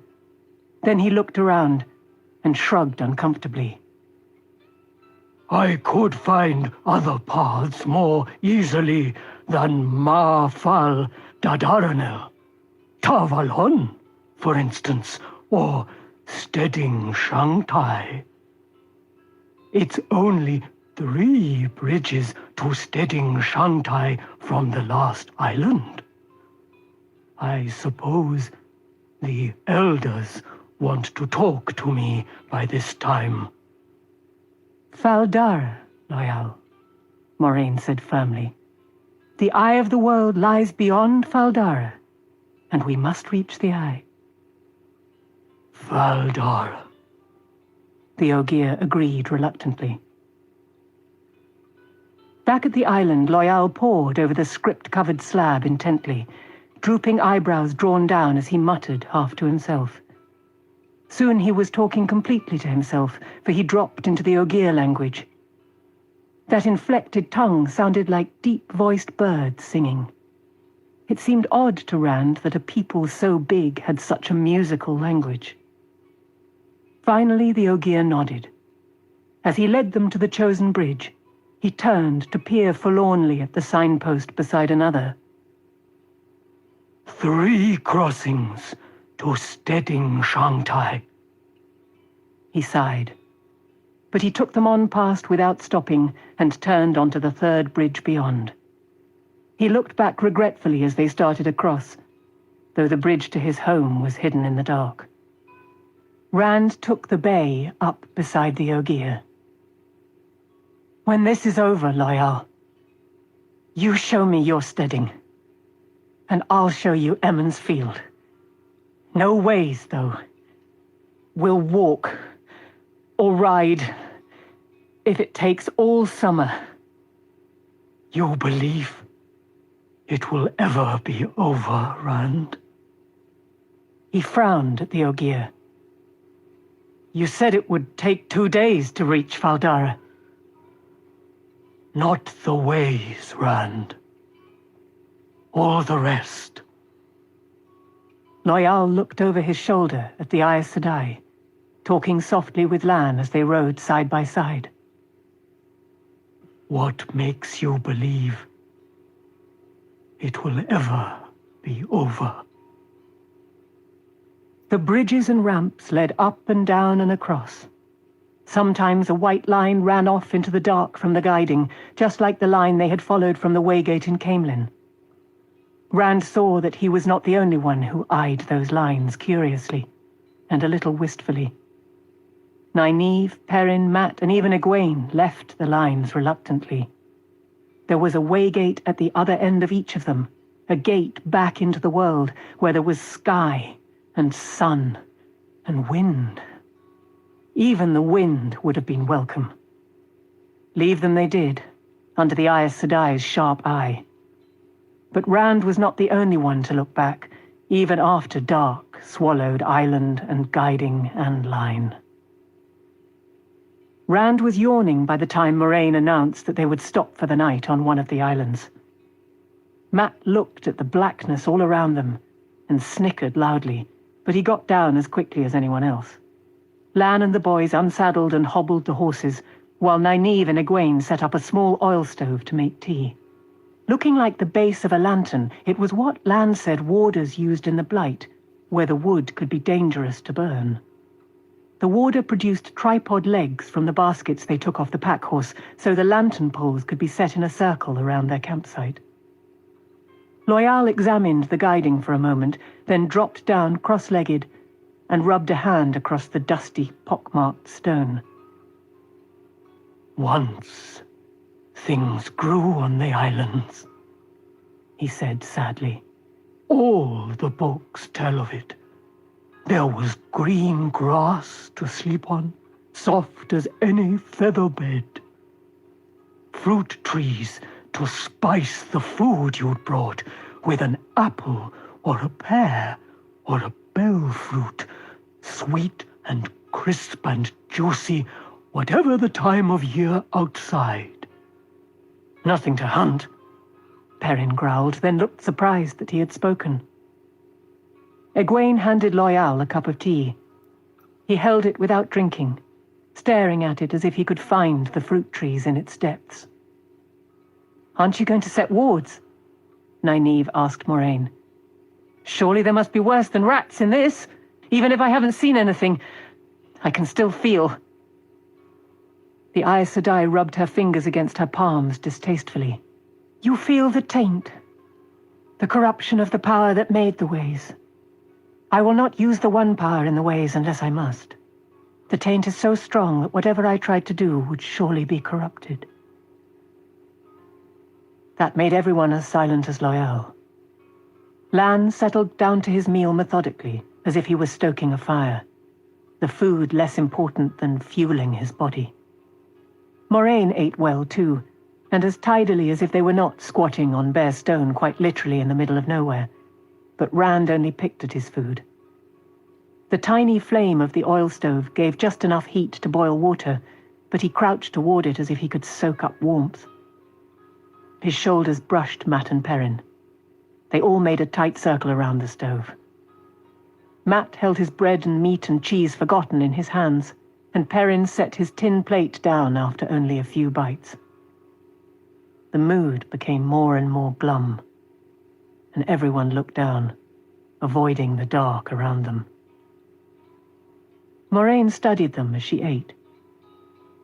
Finally, she put her plate aside and patted her lips with a napkin. "I can tell you one cheerful thing. I do not think Tom Merrilin is dead." Rand looked at her sharply. "But the Fade—" "Matt told me what happened in Whitebridge," the Aes Sedai said. "People there mentioned a gleeman, but they said nothing of him dying. They would have, I think, if a gleeman had been killed. Whitebridge is not so big as for a gleeman to be a small thing, and Tom is a part of the pattern that weaves itself around you three. Too important a part, I believe, to be cut off yet." Too important, Rand thought. How could Moraine know? Men? She saw something about Tom? She saw a great deal, Moraine said wryly, about all of you. I wish I could understand half of what she saw, but even she does not. Old barriers fail. But whether what Min does is old or new, she sees true. Your fates are bound together. Tom Merrilin's too. Nynaeve gave a dismissive sniff and poured herself another cup of tea. "I don't see how she saw anything about any of us," Matt said with a grin. "As I remember it, she spent most of her time looking at Rand." Egwene raised an eyebrow. "Oh? You didn't tell me that, Moraine Sedai." Rand glanced at her. She was not looking at him, but her tone had been too carefully neutral. "I talked to her once," he said. "She dresses like a boy, and her hair is as short as mine." "You talked to her?" "Once." Egwene nodded slowly. Still not looking at him, she raised her cup to her lips. "Min was just somebody who worked at the inn in Baerlon," Perrin said. "Not like Aram." Egwene choked on her tea. "Too hot," she muttered. "Who's Aram?" Rand asked. Perrin smiled, much like Matt's smile in the old days when he was up to mischief, and hid behind his cup. "One of the traveling people," Egwene said casually, but red spots bloomed in her cheeks. "One of the traveling people," Perrin said blandly. "He dances like a bird." "Wasn't that what you said, Egwene? It was like flying with a bird." Egwene set her cup down deliberately. "I don't know if anyone else is tired, but I'm going to sleep." As she rolled herself up in her blankets, Perrin reached over to nudge Rand in the ribs and winked. Rand found himself grinning back. "Burn me if I didn't come out best for a change. I wish I knew as much about women as Perrin." "Maybe, Rand," Matt said slyly, "you ought to tell Egwene about Farmer Grinwell's daughter. Else." Egwene lifted her head to stare first at Matt, then at him. He hastily got up to fetch his own blankets. "Sleep sounds good to me right now." All the Emmonsfield people began seeking their blankets then, and Loyal too. Moraine sat sipping her tea, and Lan. The warder did not look as if he ever intended to sleep, or needed to. Even rolled up for sleep, no one wanted to get very far from the others. They made a small circle of blanket-covered mounds right around the stove, almost touching one another. "Rand," Matt whispered, "was there anything between you and Min? I barely got a look at her. She was pretty, but she must be nearly as old as Nynaeve." What about this house? Perrin added from the other side of him. She pretty? Blood and ashes, he mumbled. Can't I even talk to a girl? You two are as bad as Egwene. As the wisdom would say, Matt chided mockingly, watch your tongue. Well, if you won't talk about it, I'm going to get some sleep. Good, Rand grumbled. That's the first decent thing you said. Sleep was not easily come by, though. The stone was hard, however Rand lay, and he could feel the pits through his blanket. There was no way to imagine he was anywhere but in the ways, made by the men who had broken the world, tainted by the Dark One. He kept picturing the broken bridge, and the nothing under it. When he turned one way, he found Matt looking at him. Looking through him, really. Mocking was forgotten when the dark around them was remembered. He rolled the other way, and Perrin had his eyes open too. Perrin's face was less afraid than Matt's, but he had his hands on his chest, tapping his thumbs together worriedly. Moraine made a circuit of them, kneeling by each person's head and bending down to speak softly. Rand could not hear what she said to Perrin, but it made his thumbs stop. When she bent over Rand, her face almost touching his, she said in a low, comforting voice, "Even here, your destiny protects you. Not even the Dark One can change the pattern completely. You are safe from him so long as I am close. Your dreams are safe. For a time yet, they are safe." As she passed from him to Matt, he wondered if she thought it was that simple, that she could tell him he was safe and he would believe it. But somehow he did feel safe. Safer, at least. Thinking that, he drifted into sleep, and did not dream. Lan woke them. Rand wondered if the warder had slept. He did not look tired, not even as tired as those who had laid some hours on the hard stone. Moraine allowed enough time to make tea, but only 1 cup apiece. They ate breakfast in the saddle, Loyal and the warder leading. It was the same meal as the others, bread and meat and cheese. Rand thought it would be easy to get tired of bread and meat and cheese. Not long after the last crumb was licked off a finger, Lan said quietly, "Someone is following us. Or something." They were in the middle of a bridge, both ends of it hidden. Matt jerked an arrow from his quiver, and before anyone could stop him, loosed it in the dark behind them. "I knew I shouldn't have done this," Loyal muttered. "Never deal with an Aes Sedai except in a steading." Lan pushed the bow down before Matt could knock another. "Stop that, you village idiot! There's no way to tell who it is." "That's the only place they're safe," the Ogier went on. "What else would be in a place like this besides something evil?" Matt demanded. "That's what the elders say, and I should have listened to them." "We are, for one," the warder said dryly. "Maybe it's another traveler," Egwene said hopefully. "An Ogier, perhaps." "Ogier have more sense than to use the ways," Loyal growled. "All but Loyal, who has no sense at all. Elder Haman always said it, and it's true." "What do you feel, Lan?" Moraine asked. "Is it something that serves the Dark One?" The warder shook his head slowly. "I don't know," he said as if that surprised him. "I cannot tell. Perhaps it's the ways and the taint. It all feels wrong. But whoever it is, or whatever, he's not trying to catch us. He almost caught up at the last island and scampered back across the bridge so as not to. If I fall behind, I might surprise him, though, and see who or what he is."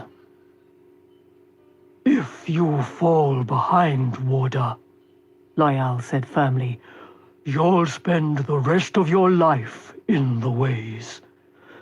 Even if you can read Ogier, I have never heard or read of a human who could find his path off the first island lacking an Ogier guide." Can you read Ogier? Lan shook his head again, and Moraine said, "So long as he does not trouble us, we will not trouble him. We have no time. No time." As they rowed off the bridge onto the next island, Loyal said, If I remember the last guiding correctly, there is a path from here that leads toward Tarvalon. Half a day's journey at most. Not quite as long as it will take us to reach Ma Faldara. I'm sure that... He cut off as the light of their lanterns reached the guiding. Near the top of the slab, deeply chiseled lines, sharp and angular, made wounds in the stone. Suddenly, Lan's alertness was no longer hidden. He remained easily erect in his saddle, but Rand had the sudden impression that the warder could feel everything around him, even feel the rest of them breathing. Lan began circling his stallion around the guiding, spiraling outward. He rode as if he were ready to be attacked, or to attack himself. "This explains much," Moraine said softly, "and it makes me afraid. So much. I should have guessed. The taint, the decay. I should have guessed." "Guessed what?" Nynaeve demanded, just as Loyal asked, What is it? Who did this? I've never seen or heard of anything like it. The Aes Sedai faced them calmly. "Trollocs." She ignored their frightened gasps. "Or fades. Those are Trolloc runes. The Trollocs have discovered how to enter the ways. That must be how they got to the two rivers undiscovered, through the Waygate at Manetheren. There is at least one Waygate in the Blight." She glanced toward Lan before continuing. The warder was far enough away that only the faint light of his lantern could be seen. Manetheren was destroyed, but almost nothing can destroy a Waygate. That is how the Fades could gather a small army around Caemlyn without raising an alarm in every nation between the Blight and Andor. Pausing, she touched her lips thoughtfully. "But they cannot know all the paths yet, else they would have been pouring into Caemlyn through the gate we used." "Yes." Rand shivered. Walking through the Waygate to find Trollocs waiting in the dark. Hundreds of them. Perhaps thousands. Twisted giants with half-animal faces, snarling as they leaped forward in the blackness to kill. Or worse. "They don't use the ways easily," Lan called. His lantern was no more than 20 spans off, but the light of it was only a dim, fuzzy ball that seemed very distant to those around the guiding. Moraine led the way to him. Rand wished his stomach were empty when he saw what the warder had found. At the foot of one of the bridges, the frozen shapes of Trollocs reared, caught, flailing about them with hooked axes and scythe-like swords. Grey and pitted like the stone, the huge bodies were half sunken in the swollen, bubbled surface. Some of the bubbles had burst, revealing more snouted faces forever snarling with fear. Rand heard someone retching behind him and swallowed hard to keep from joining whoever it was. Even for Trollocs, it had been a horrible way to die. A few feet beyond the Trollocs, the bridge ended. The signpost lay shattered into 1,000 shards. Loyal got down from his horse gingerly, eyeing the Trollocs as if he thought they might come back to life. He examined the remains of the signpost hurriedly, picking out the metal script that had been inlaid in the stone, then scrambled back into his saddle. This was the first bridge of the path from here to Tarvalon, he said. Matt was scrubbing the back of his hand across his mouth, with his head turned away from the Trollocs. Egwene hid her face in her hands. Rand moved his horse close to Bella and touched her shoulder. She twisted around and clutched him, shuddering. He wanted to shudder too. Her holding him was the only thing that kept him from it. As well we are not going to Tarvalon yet, Moraine said. Nynaeve rounded on the Aes Sedai. How can you take it so calmly? The same could happen to us! Perhaps, Moraine said serenely, and Nynaeve ground her teeth so hard Rand could hear them grate. It is more likely, though, Moraine went on unruffled, that the men, the Aes Sedai who made the ways, protected them, building in traps for creatures of the Dark One. It is something they must have feared then, before the half-men and trollocs had been driven into the Blight. In any case, we cannot tarry here, and whatever way we choose, back or ahead, is as likely to have a trap as any other. Loyal, do you know the next bridge? Yes. Yes, they did not ruin that part of the guiding, thank the light. For the first time, Loyal seemed as eager to go on as Moraine did. He had his big horse moving before he finished speaking. Egwene clung to Rand's arm for 2 more bridges. He regretted it when she finally let go with a murmured apology and a forced laugh, and not just because it had felt good having her hold on to him that way. It was easier to be brave, he discovered, when someone needed your protection. Moraine might not have believed a trap could be set for them, but for all the haste she spoke of, she made them travel more slowly than before, pausing before letting them onto any bridge, or off one onto an island. She would step Aldib forward, feeling the air in front of her with an outstretched hand, and not even Loyal or Lan was allowed to go ahead until she gave permission. Rand had to trust her judgment about traps, but he peered into the darkness around them as if he could actually see anything more than 10 feet away, and strained his ears listening. If trollocs could use the ways, then whatever was following them could be another creature of the Dark One. Or more than one. Lan had said he could not tell in the ways. But as they crossed bridge after bridge, ate a midday meal riding, and crossed still more bridges, all he could hear were their own saddles creaking and the horses' hooves, and sometimes one of the others coughing or muttering to himself.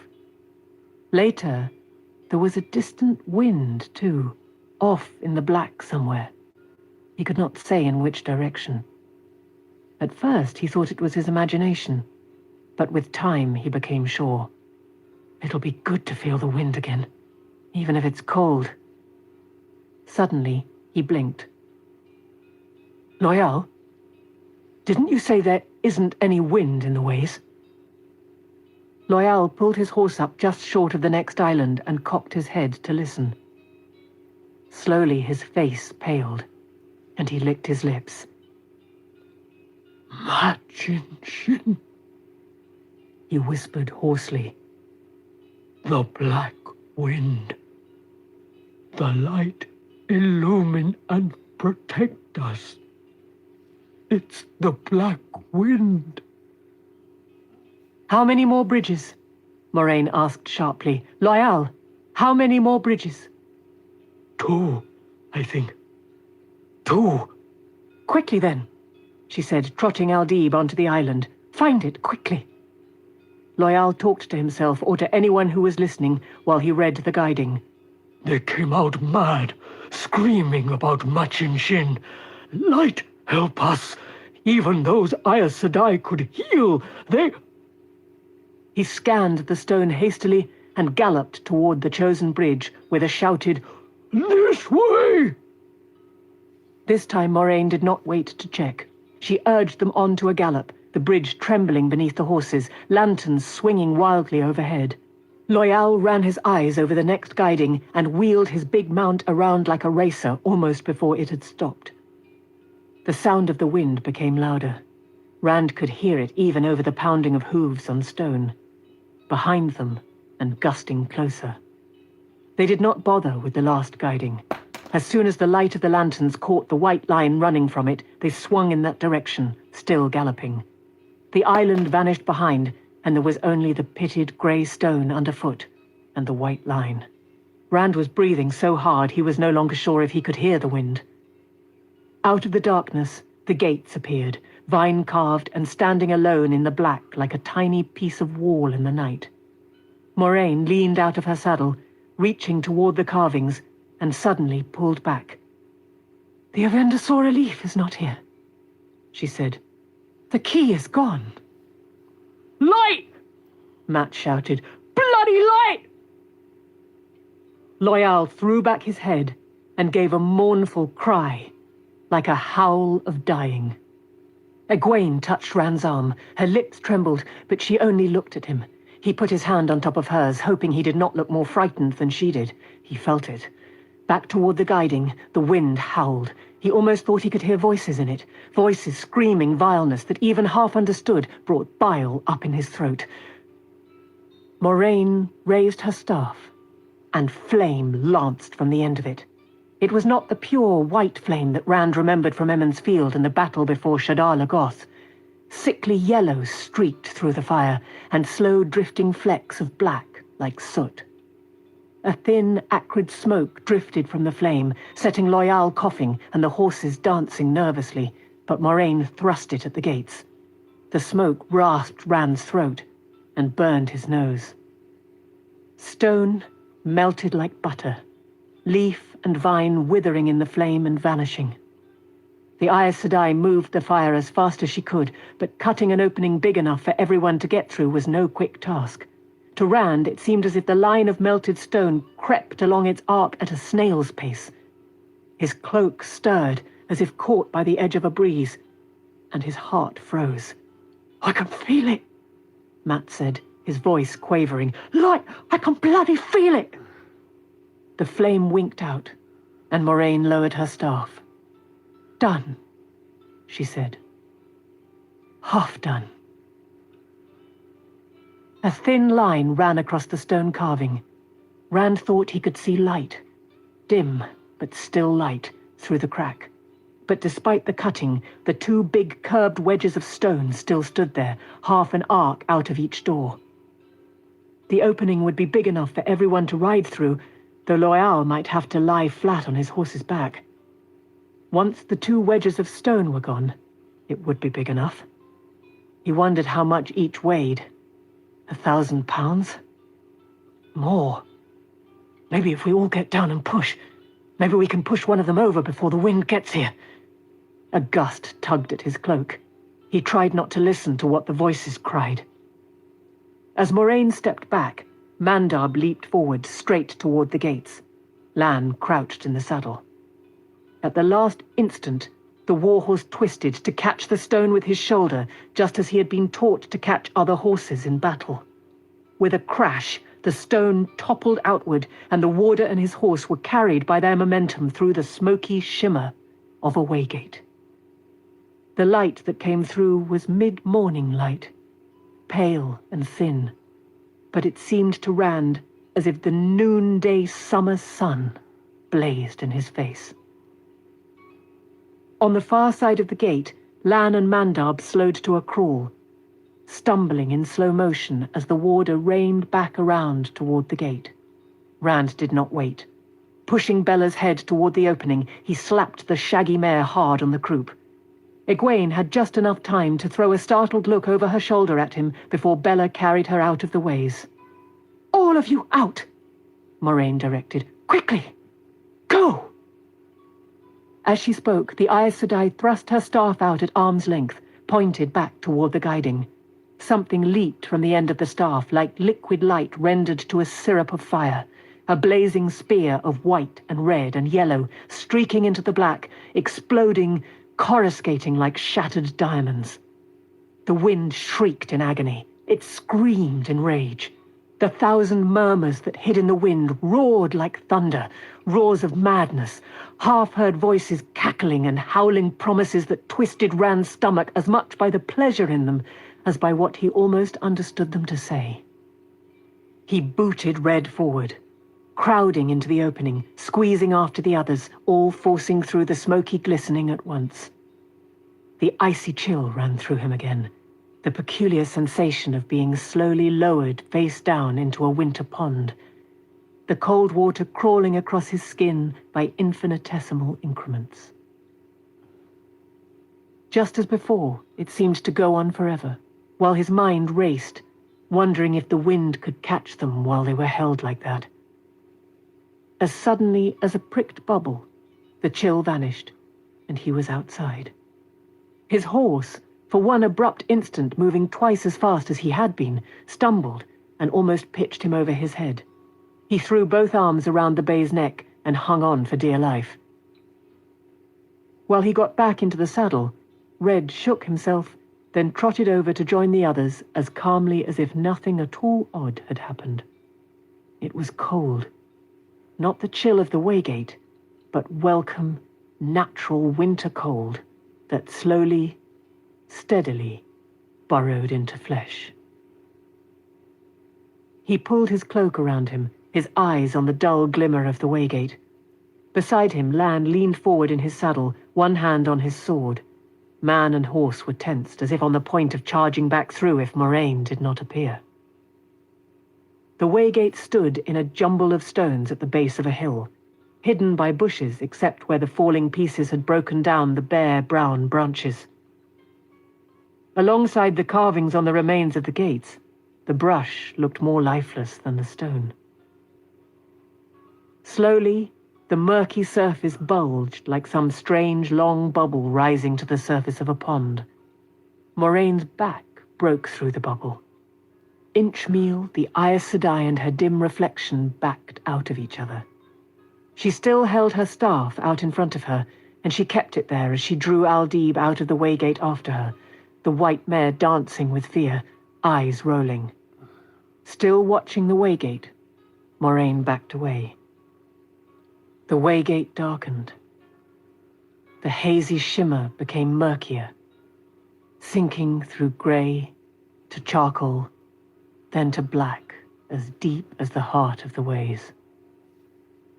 As if from a great distance, the wind howled at them, hidden voices filled with an unquenchable thirst for living things, filled with a hunger for pain, filled with frustration. The voices seemed to whisper in Rand's ears, right at the brink of understanding, and within it. Flesh so fine to tear, to gash the skin, skin to strip, to plait, so nice to plait the strips, so nice, so red the drops that fall, blood so red, so sweet. Sweet screams, pretty screams, singing screams. Scream your song. Sing your screams. The whispers drifted, the blackness lessened, faded, and the Waygate was again a murky shimmer seen through an arch of carved stone. Rand let out a long, shuddering breath. He was not the only one. He heard other relieved exhalations. Egwene had Bella alongside Nynaeve's horse, and the two women had their arms around each other, their heads on each other's shoulders. Even Lan seemed relieved, though the hard planes of his face showed nothing. It was more in the way he sat Mandab, a loosening of the shoulders as he looked at Moraine, a tilt of the head. "It could not pass," Moraine said. "I thought it could not. I hoped it could not." Phew! She tossed her staff on the ground and scrubbed her hand on her cloak. Char, thick and black, marked the staff for over half its length. The taint corrupts everything in that place. "What was that?" Nynaeve demanded. "What was it?" Loyal appeared confused. Why, Machin Shin, of course. The black wind that steals souls. "But what is it?" Nynaeve persisted. "Even with a trolloc, you can look at it, touch it if you have a strong stomach, but that..." She gave a convulsive shiver. "Something left from the time of madness, perhaps," Moraine replied. "Or even from the War of the Shadow, the War of Power. Something hiding in the ways so long it can no longer get out. No one, not even among the Ogier, knows how far the ways run, or how deep. It could even be something of the ways themselves. As Loyal said, the ways are living things, and all living things have parasites. Perhaps even a creature of the corruption itself. Something born of the decay. Something that hates life and light. "Stop!" Egwene cried. "I don't want to hear any more.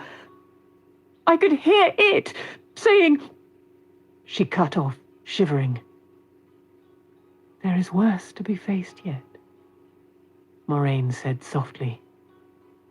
Rand did not think she meant it to be heard. The Aes Sedai climbed into her saddle wearily and settled there with a grateful sigh. "This is dangerous," she said, looking at the broken gates. Her charred staff received only a glance. "The thing cannot get out, but anyone could wander in. Argomar must send men to wall it up once we reach Faldara."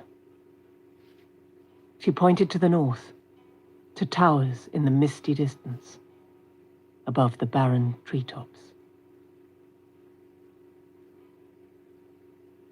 Chapter 46. Chapter 46. Faldara. The country around the Waygate was rolling, forested hills, but aside from the gates themselves, there was no sign of any Ogier grove. Most of the trees were grey skeletons clawing at the sky. Fewer evergreens than Rand was used to dotted the forest, and of them, dead brown needles and leaves covered many. Loyal made no comment beyond a sad shaking of his head. "As dead as the blasted lands," Nynaeve said, frowning.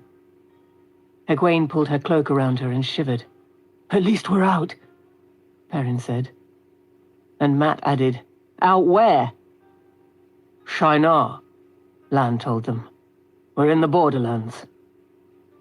In his hard voice was a note that said, home, almost. Rand gathered his cloak against the cold. The borderlands. Then the blight was close by. The blight. The eye of the world. And what they had come to do. "We are close to Faldara," Moraine said. "Only a few miles." Across the treetops, towers rose to the north and east of them, dark against the morning sky. Between the hills and the woods, the towers often vanished as they rode, only to reappear again when they topped a particularly tall rise. Rand noticed trees split open as if struck by lightning. "The cold," Lan answered when he asked. "Sometimes the winter is so cold here the sap freezes, and trees burst. There are nights when you can hear them cracking like fireworks, and the air is so sharp you think that might shatter too. There are more than usual, this winter past." Rand shook his head. Trees bursting. And that was during an ordinary winter? What must this winter have been like? Surely like nothing he could imagine. "Who says winter's past?" Matt said, his teeth chattering. "Why this, a fine spring, sheepherder," Lan said. "A fine spring to be alive. But if you want warm, well, it will be warm in the blight."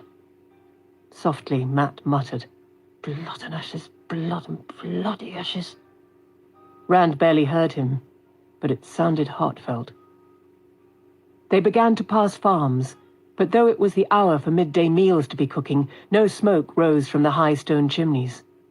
The fields were empty of men and livestock both, though sometimes a plough or a wagon stood abandoned as if the owner meant to be back any minute.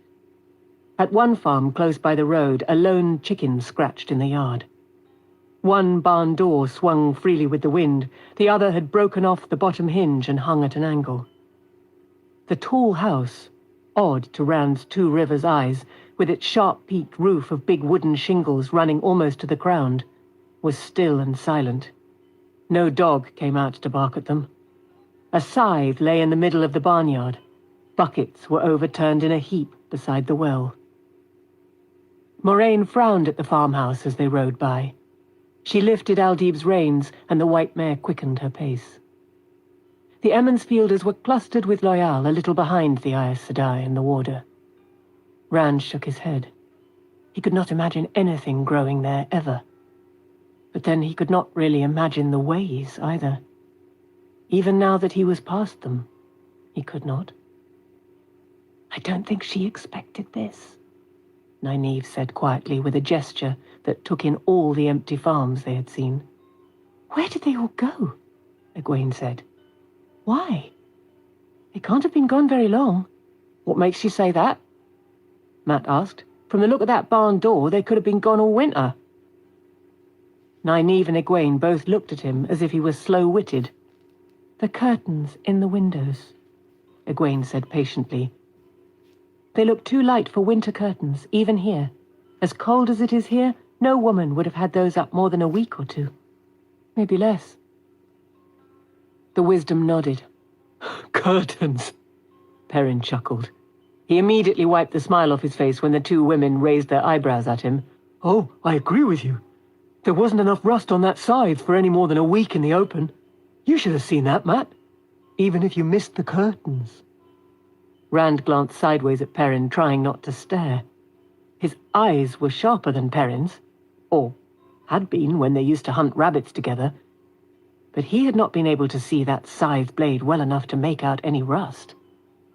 I really don't care where they went, Matt grumbled. I just want to find someplace with a fire. Soon. But why did they go? Rand said under his breath. The Blight was not far off here. The Blight where all the Fades and Trollocs were, those not down in Andor chasing them. The Blight. Where they were going. He raised his voice enough to be heard by those close to him. Nynaeve, maybe you and Egwene don't have to go to the Eye with us. The two women looked at him as if he was speaking gibberish, but with the Blight so close, he had to make one last try. Maybe it's enough for you to be close. Moraine didn't say you have to go, or you, Loyal. You could stay at Faldara until we come back. Or you could start for Tarvalon. Maybe there'll be a merchant train, or I'll bet Moraine would even hire a coach. We will meet in Tarvalon when it's all over. Taviran. Loyal's sigh was a rumble like thunder on the horizon. You swirl lives around you, Rand al'Thor. You and your friends. Your fate chooses ours. The Ogier shrugged, and suddenly a broad grin split his face. Besides, it will be something to meet the Green Man. Elder Haman always talks about his meeting with the Green Man, and so does my father and most of the elders. So many, Perrin said. The stories say the Green Man is hard to find, and no one can find him twice. Not twice, no, Loyal agreed. But then, I have never met him, and neither have you. He doesn't seem to avoid Ogier quite the way he does you humans. He knows so much about trees, even the tree songs. Rand said, the point I was trying to make is... The wisdom cut him off. She says Egwene and I are part of the pattern too, all woven in with you three. If she is to be believed, there's something about the way that piece of the pattern is woven that might stop the Dark One, and I am afraid I do believe her. Too much has happened not to, but if Egwene and I go away, what might we change about the pattern? I was only trying to... Again, Nynaeve interrupted, sharply. I know what you were trying to do. She looked at him until he shifted uneasily in his saddle. Then her face softened. I know what you were trying to do, Rand. I have little liking for any Aes Sedai, and this one, least of all, I think. I have less for going into the Blight, but least of all is the liking I have for the Father of Lies. If you boys, you men, can do what has to be done when you'd rather do almost anything else, why do you think I will do less? Or Egwene? She did not appear to expect an answer. Gathering her reins, she frowned toward the Aes Sedai up ahead. I wonder if we're going to reach this Faldara place soon, or does she mean us to spend the night out in this? As she trotted toward Moraine, Matt said. She called us men. Seems like only yesterday she was saying we shouldn't be off leading strings. And now, she calls us men. You still shouldn't be off your mother's apron strings, Egwene said, but Rand did not think her heart was in it. She moved Bella close to his bay and lowered her voice so none of the others could hear, although Matt, at least, tried. I only danced with Aram, Rand, she said softly, not looking at him. You wouldn't hold it against me, dancing with somebody I will never see again, would you? No, he told her. What had made her bring it up now? Of course not. But suddenly he remembered something Min had said in Baerlon, what seemed 100 years ago. She's not for you, nor you for her. At least not in the way you both want. The town of Faldara was built on hills higher than the surrounding country. It was nowhere near as big as Caemlyn, but the wall around it was as high as Caemlyn's. For a full mile outside that wall in every direction, the ground was clear of anything taller than grass, and that cut low. Nothing could come close without being seen from one of the many tall towers topped by wooden hoardings. Where the walls of Caemlyn had a beauty about them, the builders of Faldara seemed not to have cared if anyone found their wall beautiful. The grey stone was grimly implacable, proclaiming that it existed for one purpose alone: to hold. Pennants atop the hoardings whipped in the wind, making the stooping black hawk of Shinar seem to fly all along the walls.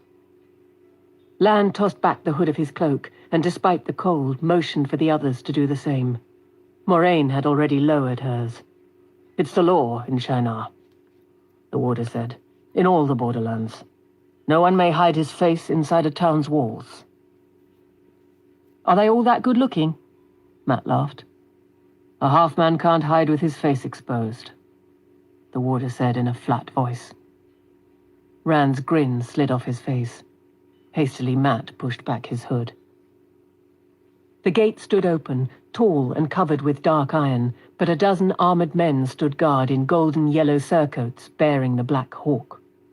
The hilts of long swords on their backs peeked over their shoulders, and broadsword or mace or axe hung at every waist.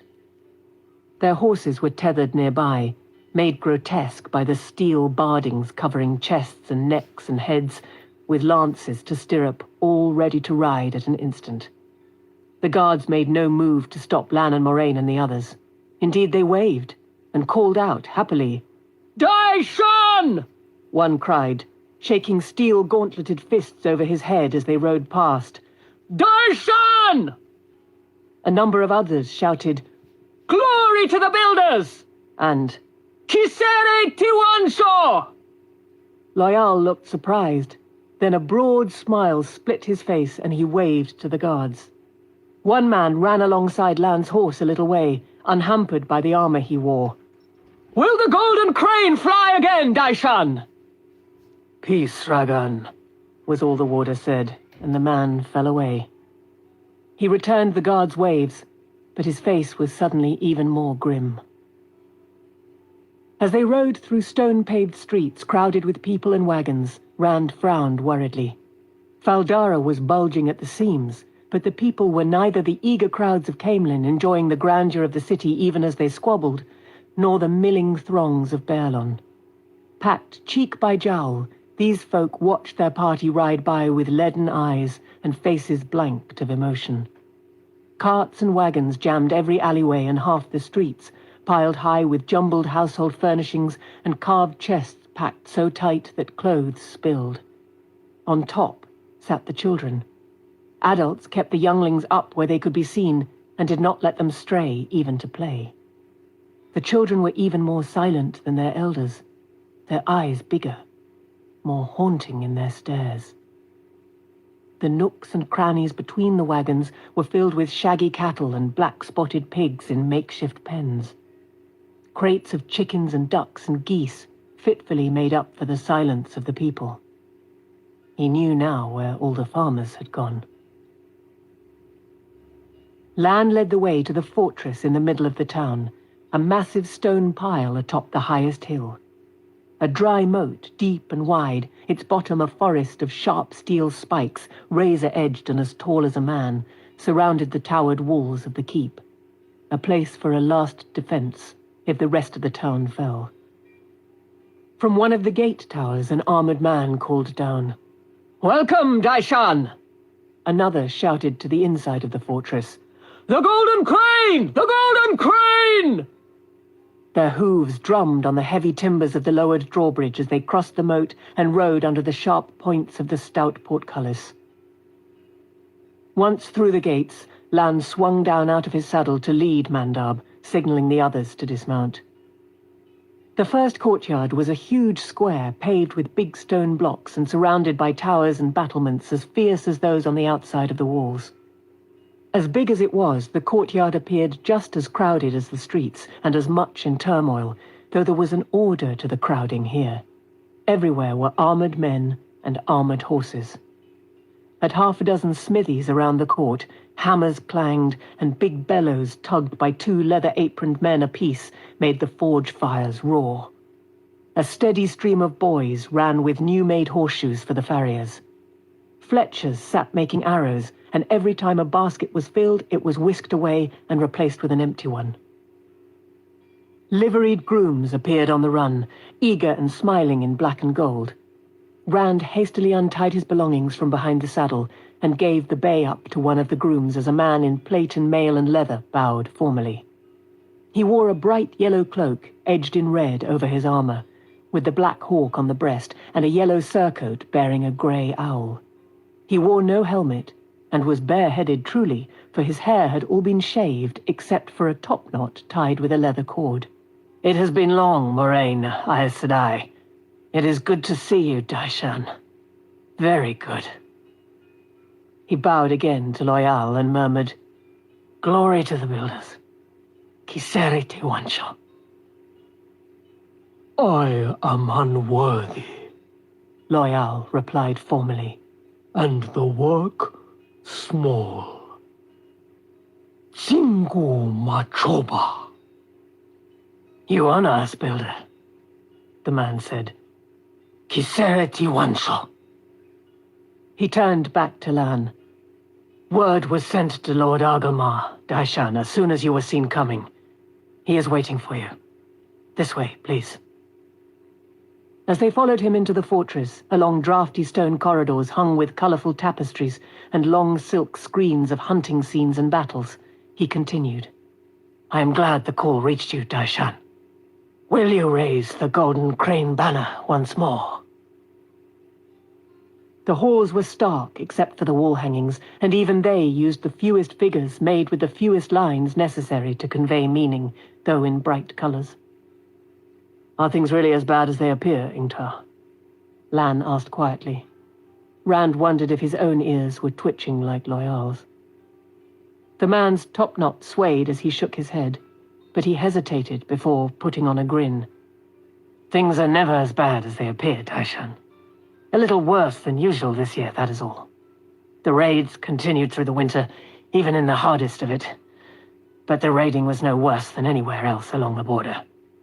They still come in the night, but what else can be expected in the spring, if this can be called spring? Scouts return from the Blight, those who do come back, with news of trolloc camps. Always fresh news of more camps. But we will meet them at Tarwin's Gap, Daishan, and turn them back, as we always have." "Of course," Lan said, but he did not sound certain. Ingtar's grin slipped, but came back immediately. Silently, he showed them into Lord Argelmar's study, then claimed the press of his duties and left. It was a room as purpose-made as all the rest of the fortress, with arrow slits in the outer wall and a heavy bar for the thick door, which had its own arrow piercings and was bound by iron straps. Only one tapestry hung here. It covered an entire wall and showed men, armored like the men of Faldara, fighting Murdral and trollocs in a mountain pass. A table, one chest, and a few chairs were the only furnishings except for 2 racks on the wall, and they caught Rand's eye as much as the tapestry. One held a 2-handed sword, taller than a man, a more ordinary broadsword, and below them a studded mace and a long, kite-shaped shield bearing 3 foxes. From the other hung a suit of armor, complete and arranged as one would wear it. Crested helmet with its barred face guard over a double mail camel, mail hauberk split for riding, and leather undercoat polished from wear. Breastplate, steel gauntlets, knee and elbow cops, and half-plate for shoulders and arms and legs.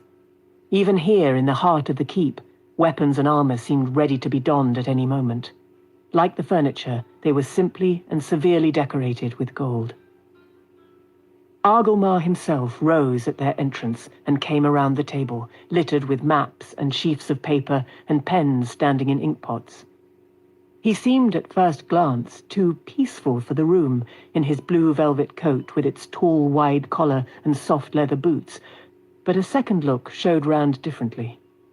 Like all the fighting men he had seen, Argylmar's head was shaved except for a topknot, and that pure white.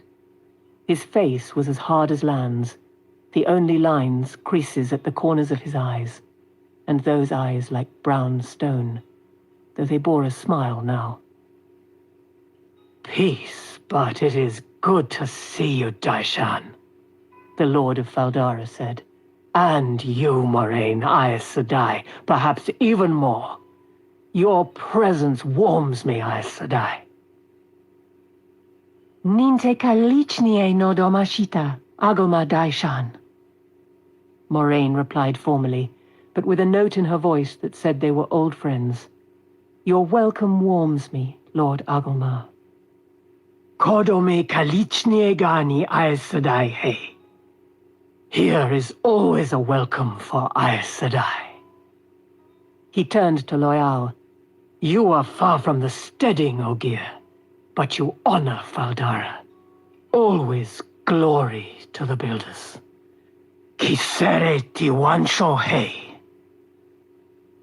I am unworthy, Loial said, bowing. It is you who do me honor. He glanced at the stark stone walls and seemed to struggle with himself. Rand was glad the Ogier managed to refrain from adding further comment.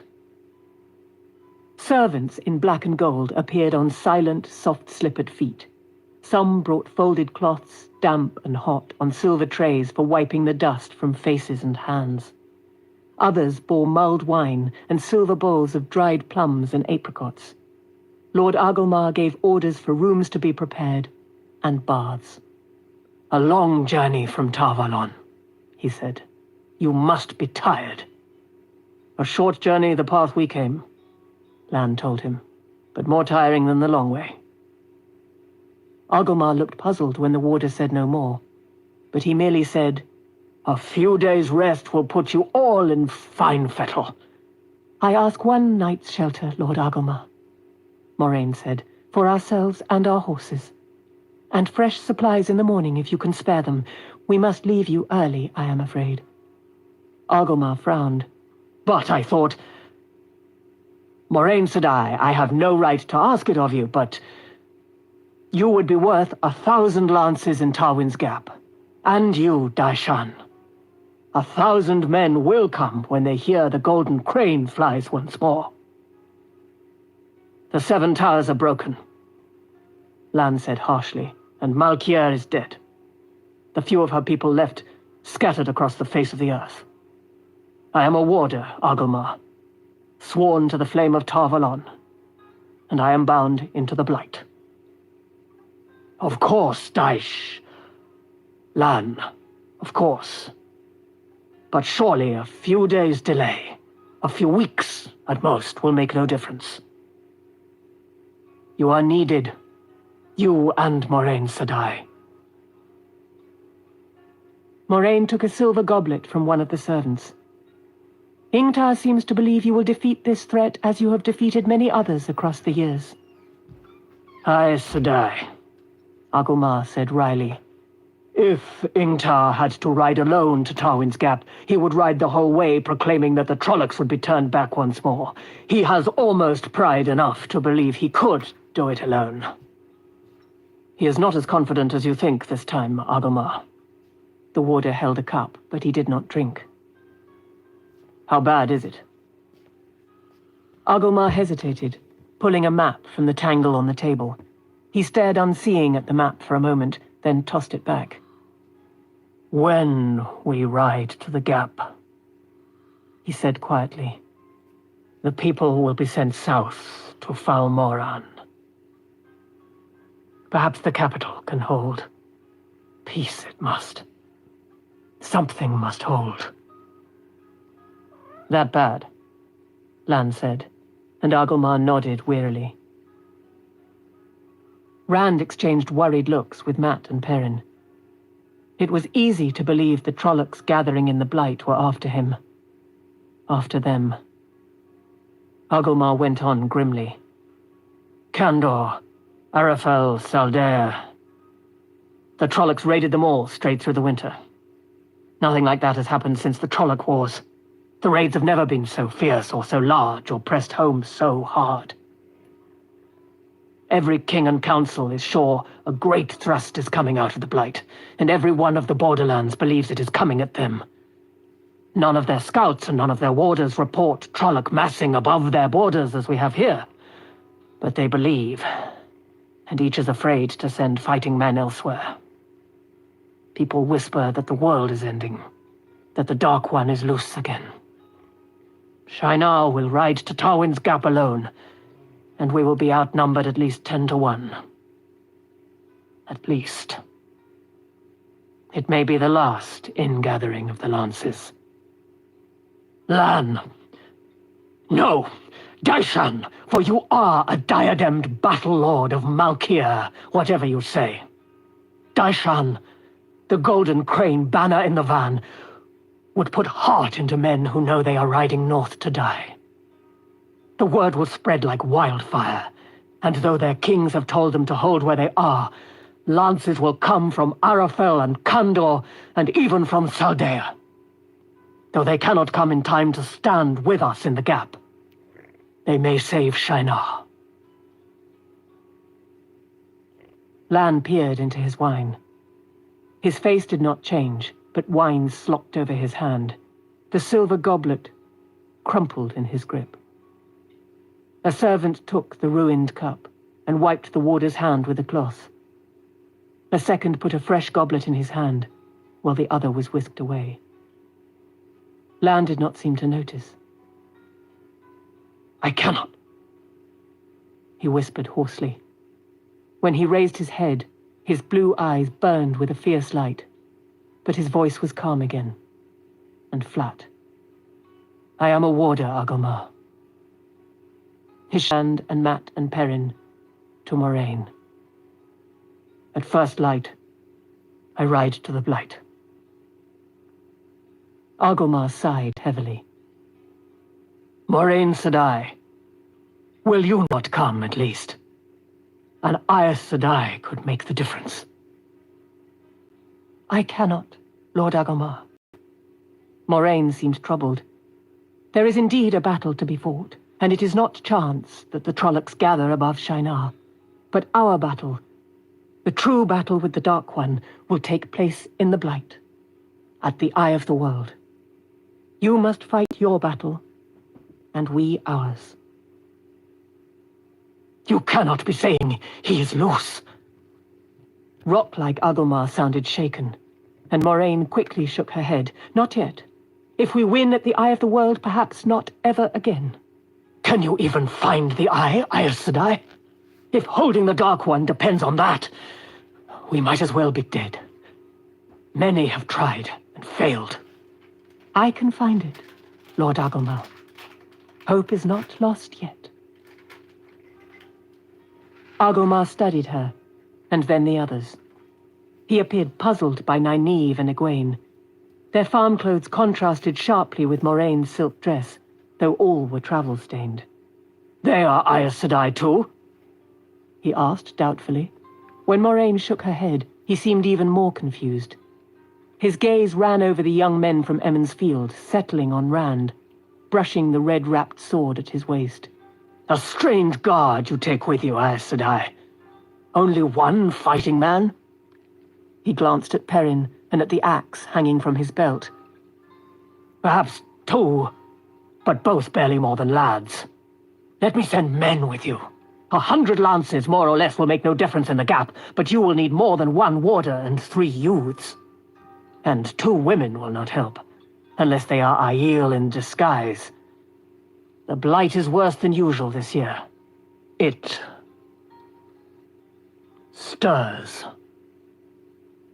100 lances would be too many, Lan said, and 1,000 not enough. The larger the party we take into the Blight, the more chance we will attract attention. We must reach the Eye without fighting if we can. You know the outcome is all but foretold when trollocs force battle inside the Blight. Agomar nodded grimly, but he refused to give up. Fewer, then. Even 10 good men would give you a better chance of escorting Moraine Sedai and the other 2 women to the Green Man than will just these young fellows. Rand abruptly realized the Lord of Faldara assumed it was Nynaeve and Egwene who with Moraine would fight against the Dark One. It was natural. That sort of struggle meant using the One power, and that meant women. That sort of struggle means using the power.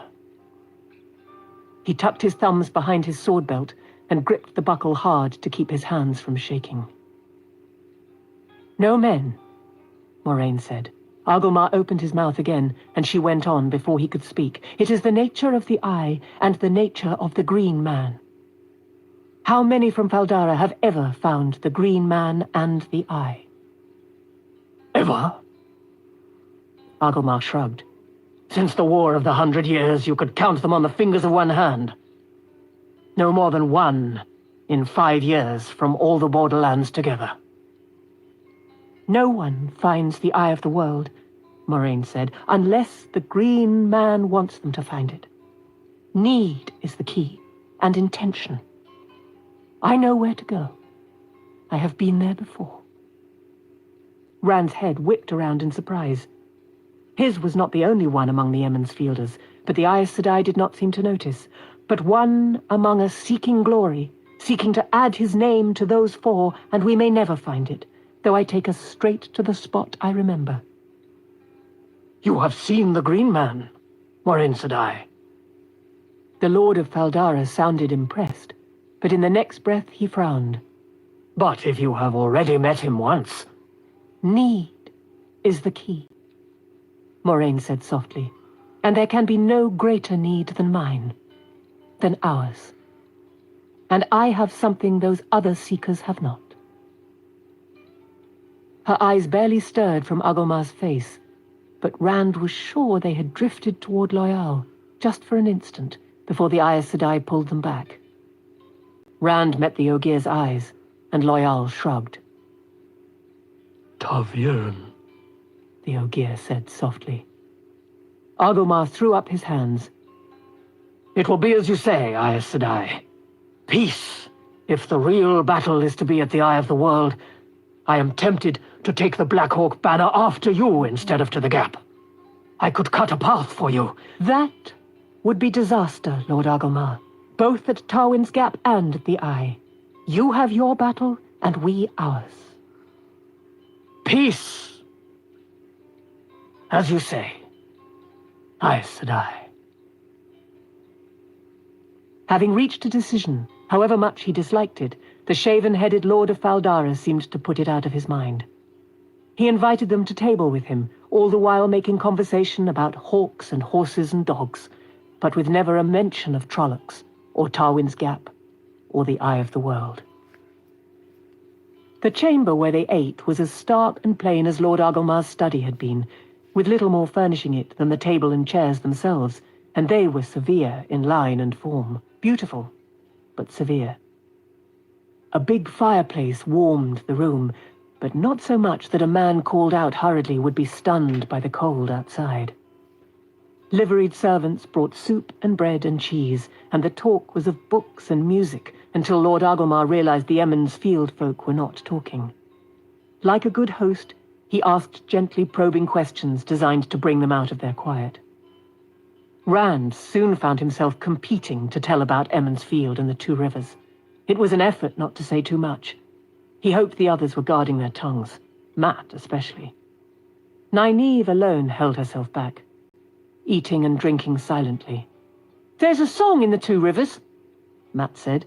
"Coming home from Tarwin's Gap." He finished hesitantly, as if suddenly realizing that he was bringing up what they had been avoiding. But Agomar handled it smoothly. "Little wonder.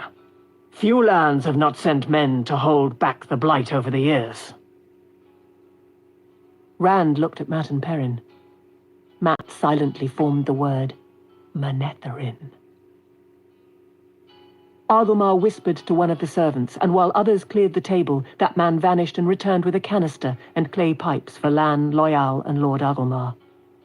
"Two Rivers Tobacco," the Lord of Faldara said as they filled their pipes. "Hard to come by here, but worth the cost." When Loyal and the two older men were puffing contentedly, Agomar glanced at the Ogier. "You seem troubled, Builder. Not beset by the longing, I hope.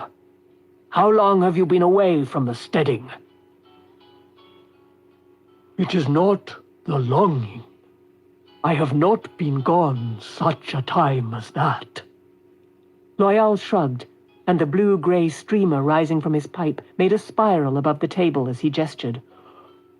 I expected, hoped that the grove would still be here.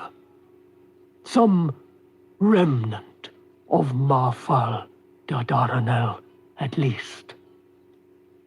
Kiseret Iwanshaw, Agomar murmured. The Trolloc Wars left nothing but memories, Loyal, son of Arent, and people to build on them. They could not duplicate the Builder's work any more than could I. Those intricate curves and patterns your people create are beyond human eyes and hands to make. Perhaps we wished to avoid a poor imitation that would only have been an ever-present reminder to us of what we had lost. There is a different beauty and simplicity in a single line placed just so, a single flower among the rocks. The harshness of the stone makes the flower more precious. We try not to dwell too much on what is gone. The strongest heart will break under that strain. The rose petal floats on water, Lan recited softly. The kingfisher flashes above the pond. Life and beauty swirl in the midst of death. Yes, Agomar said. Yes, that one has always symbolized the whole of it to me, too. The two men bowed their heads to one another. Poetry out of Lan? The man was like an onion. Every time Rand thought he knew something about the Warder, he discovered another layer underneath. Loyal nodded slowly. Perhaps I also dwell too much on what is gone. And yet, the groves were beautiful. But he was looking at the stark room as if seeing it anew, and suddenly finding things worth seeing. Ingtar appeared and bowed to Lord Agomar. "Your pardon, Lord, but you wanted to know of anything out of the ordinary, however small." "Yes, what is it?" "A small thing, Lord. A stranger tried to enter the town. Not of Shinar. By his accent, a Lugarder. Sometimes, at least. When the South Gate guards attempted to question him, he ran away. He was seen to enter the forest, but only a short time later, he was found, scaling the wall." "A small thing." Agomar's chair scraped across the floor as he stood. "Peace! The Tower Watch is so negligent, a man can reach the walls unseen, and you call it a small thing?" "He is a madman, Lord." Awe touched Ingtar's voice. "The light shields madmen. Perhaps the light cloaked the Tower Watch's eyes and allowed him to reach the walls." Surely one poor madman can do no harm. Has he been brought to the keep yet? Good. Bring him to me here. Now. Ingtar bowed and left, and Agomar turned to Moraine. Your pardon, Aes Sedai, but I must see to this.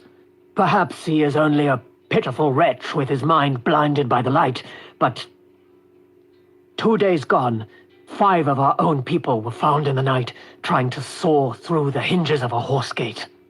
Small, but enough to let trollocs in. He grimaced. Dark friends, I suppose, though I hate to think it of any Shienaran. They were torn to pieces by the people before the gods could take them, so I'll never know. If Shienarans can be dark friends, I must be especially careful of outlanders in these days. If you wish to withdraw, I will have you shown to your rooms. Dark friends know neither border nor blood, Moraine said. They are found in every land and are of none. I too am interested in seeing this man. The pattern is forming a web, Lord Agomar, but the final shape of the web is not yet set. It may yet entangle the world or unravel and set the wheel to a new weaving. At this point, even small things can change the shape of the web. At this point, I am wary of small things out of the ordinary. Agomar glanced at Nynaeve and Egwene. As you wish, Aes Sedai. Ingtar returned, with 2 guards carrying long bills and escorting a man who looked like a rag bag turned inside out. Grime layered his face and matted his scraggly, uncut hair and beard. He hunched into the room, sunken eyes darting this way and that. A rancid smell wafted ahead of him. Rand sat forward intently, trying to see through all the dirt. "You've no cause to be holding me like this," the filthy man whined. "I'm only a poor destitute, abandoned by the light and seeking a place like everyone else to shelter from the shadow." The borderlands are a strange place to seek. Agomar began, when Matt cut him off. "The peddler!" But Fain, Perrin agreed, nodding. the beggar. Rand said, suddenly hoarse. He sat back at the sudden hatred that flared in Fain's eyes. He's the man who was asking about us in Camelin. He has to be. So this concerns you after all, Moraine Sedai, Agomar said slowly. Moraine nodded. I greatly fear that it does. "I didn't want to." Fain began to cry. Fat tears cut runnels in the dirt on his cheeks, but they were unable to reach the bottom layer. "He made me! Him and his burning eyes!" Rand flinched. Matt had his hand under his coat, no doubt clutching the dagger from Shadar Logoth again. "He made me his hound, to hunt and follow with never a bit of rest. Only his hound, even after he threw me away." It does concern us all, Moraine said grimly. Is there a place where I can talk with him alone, Lord Agomar? Her mouth tightened with distaste. And wash him first. I may need to touch him. Agomar nodded and spoke softly to Ingtar, who bowed and disappeared through the door. "I will not be compelled." The voice was Fain's, but he was no longer crying, and an arrogant snap had replaced the whine. He stood upright, not crouching at all. Throwing back his head, he shouted at the ceiling. "Never again! I will not!"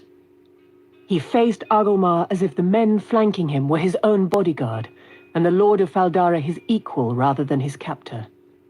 His tone became sleek and oily. "There is a misunderstanding here, Great Lord.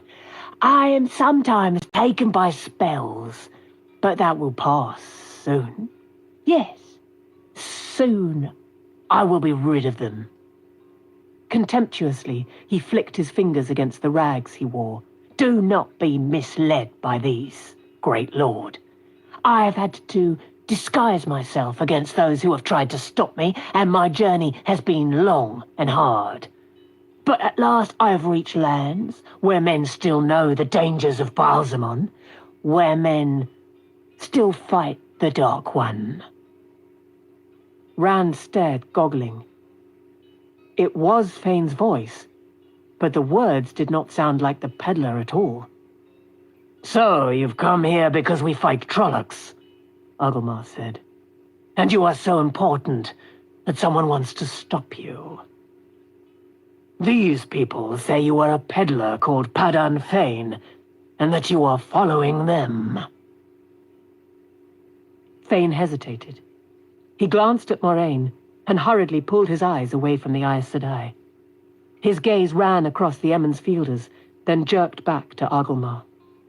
Rand felt the hate in that look, and the fear. When Fain spoke again, though, his voice was unruffled. Fain is simply one of the many disguises I've been forced to wear over the years. Friends of the Dark, pursue me, for I have learnt how to defeat the Shadow. I can show you how to defeat him, Great Lord. We do as well as men can, Agilmar said dryly. The wheel weaves as the wheel wills, but we have fought the Dark One almost since the breaking of the world, without peddlers to teach us how. Great Lord, your might is unquestioned, but can it stand against the Dark One forever? Do you not often find yourself pressed to hold? Forgive my temerity, Great Lord. He will crush you in the end, as you are. I know. Believe me, I do. But I can show you how to scour the Shadow from the land, Great Lord. His tone became even more unctuous, though still haughty. If you but try what I advise, you will see, Great Lord. You will cleanse the land. You, Great Lord, can do it if you direct your might in the right direction.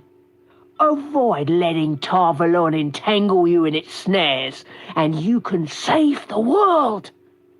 Great Lord, you will be the man remembered through history for bringing final victory to the light.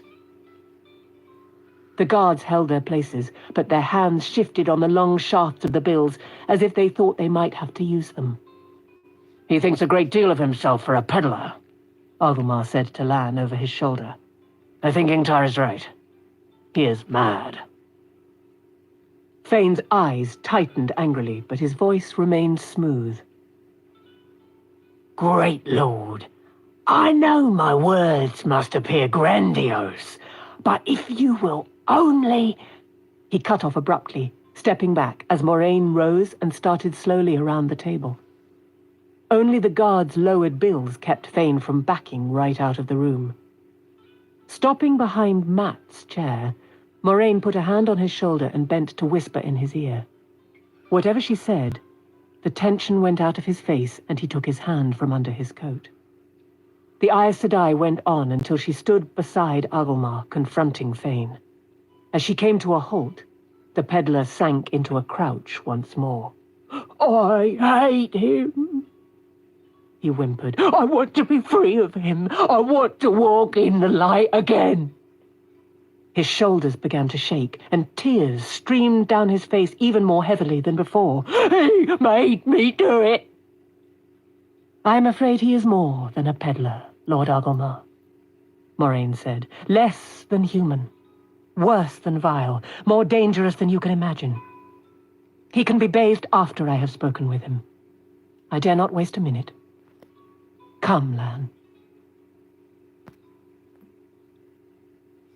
Chapter 47.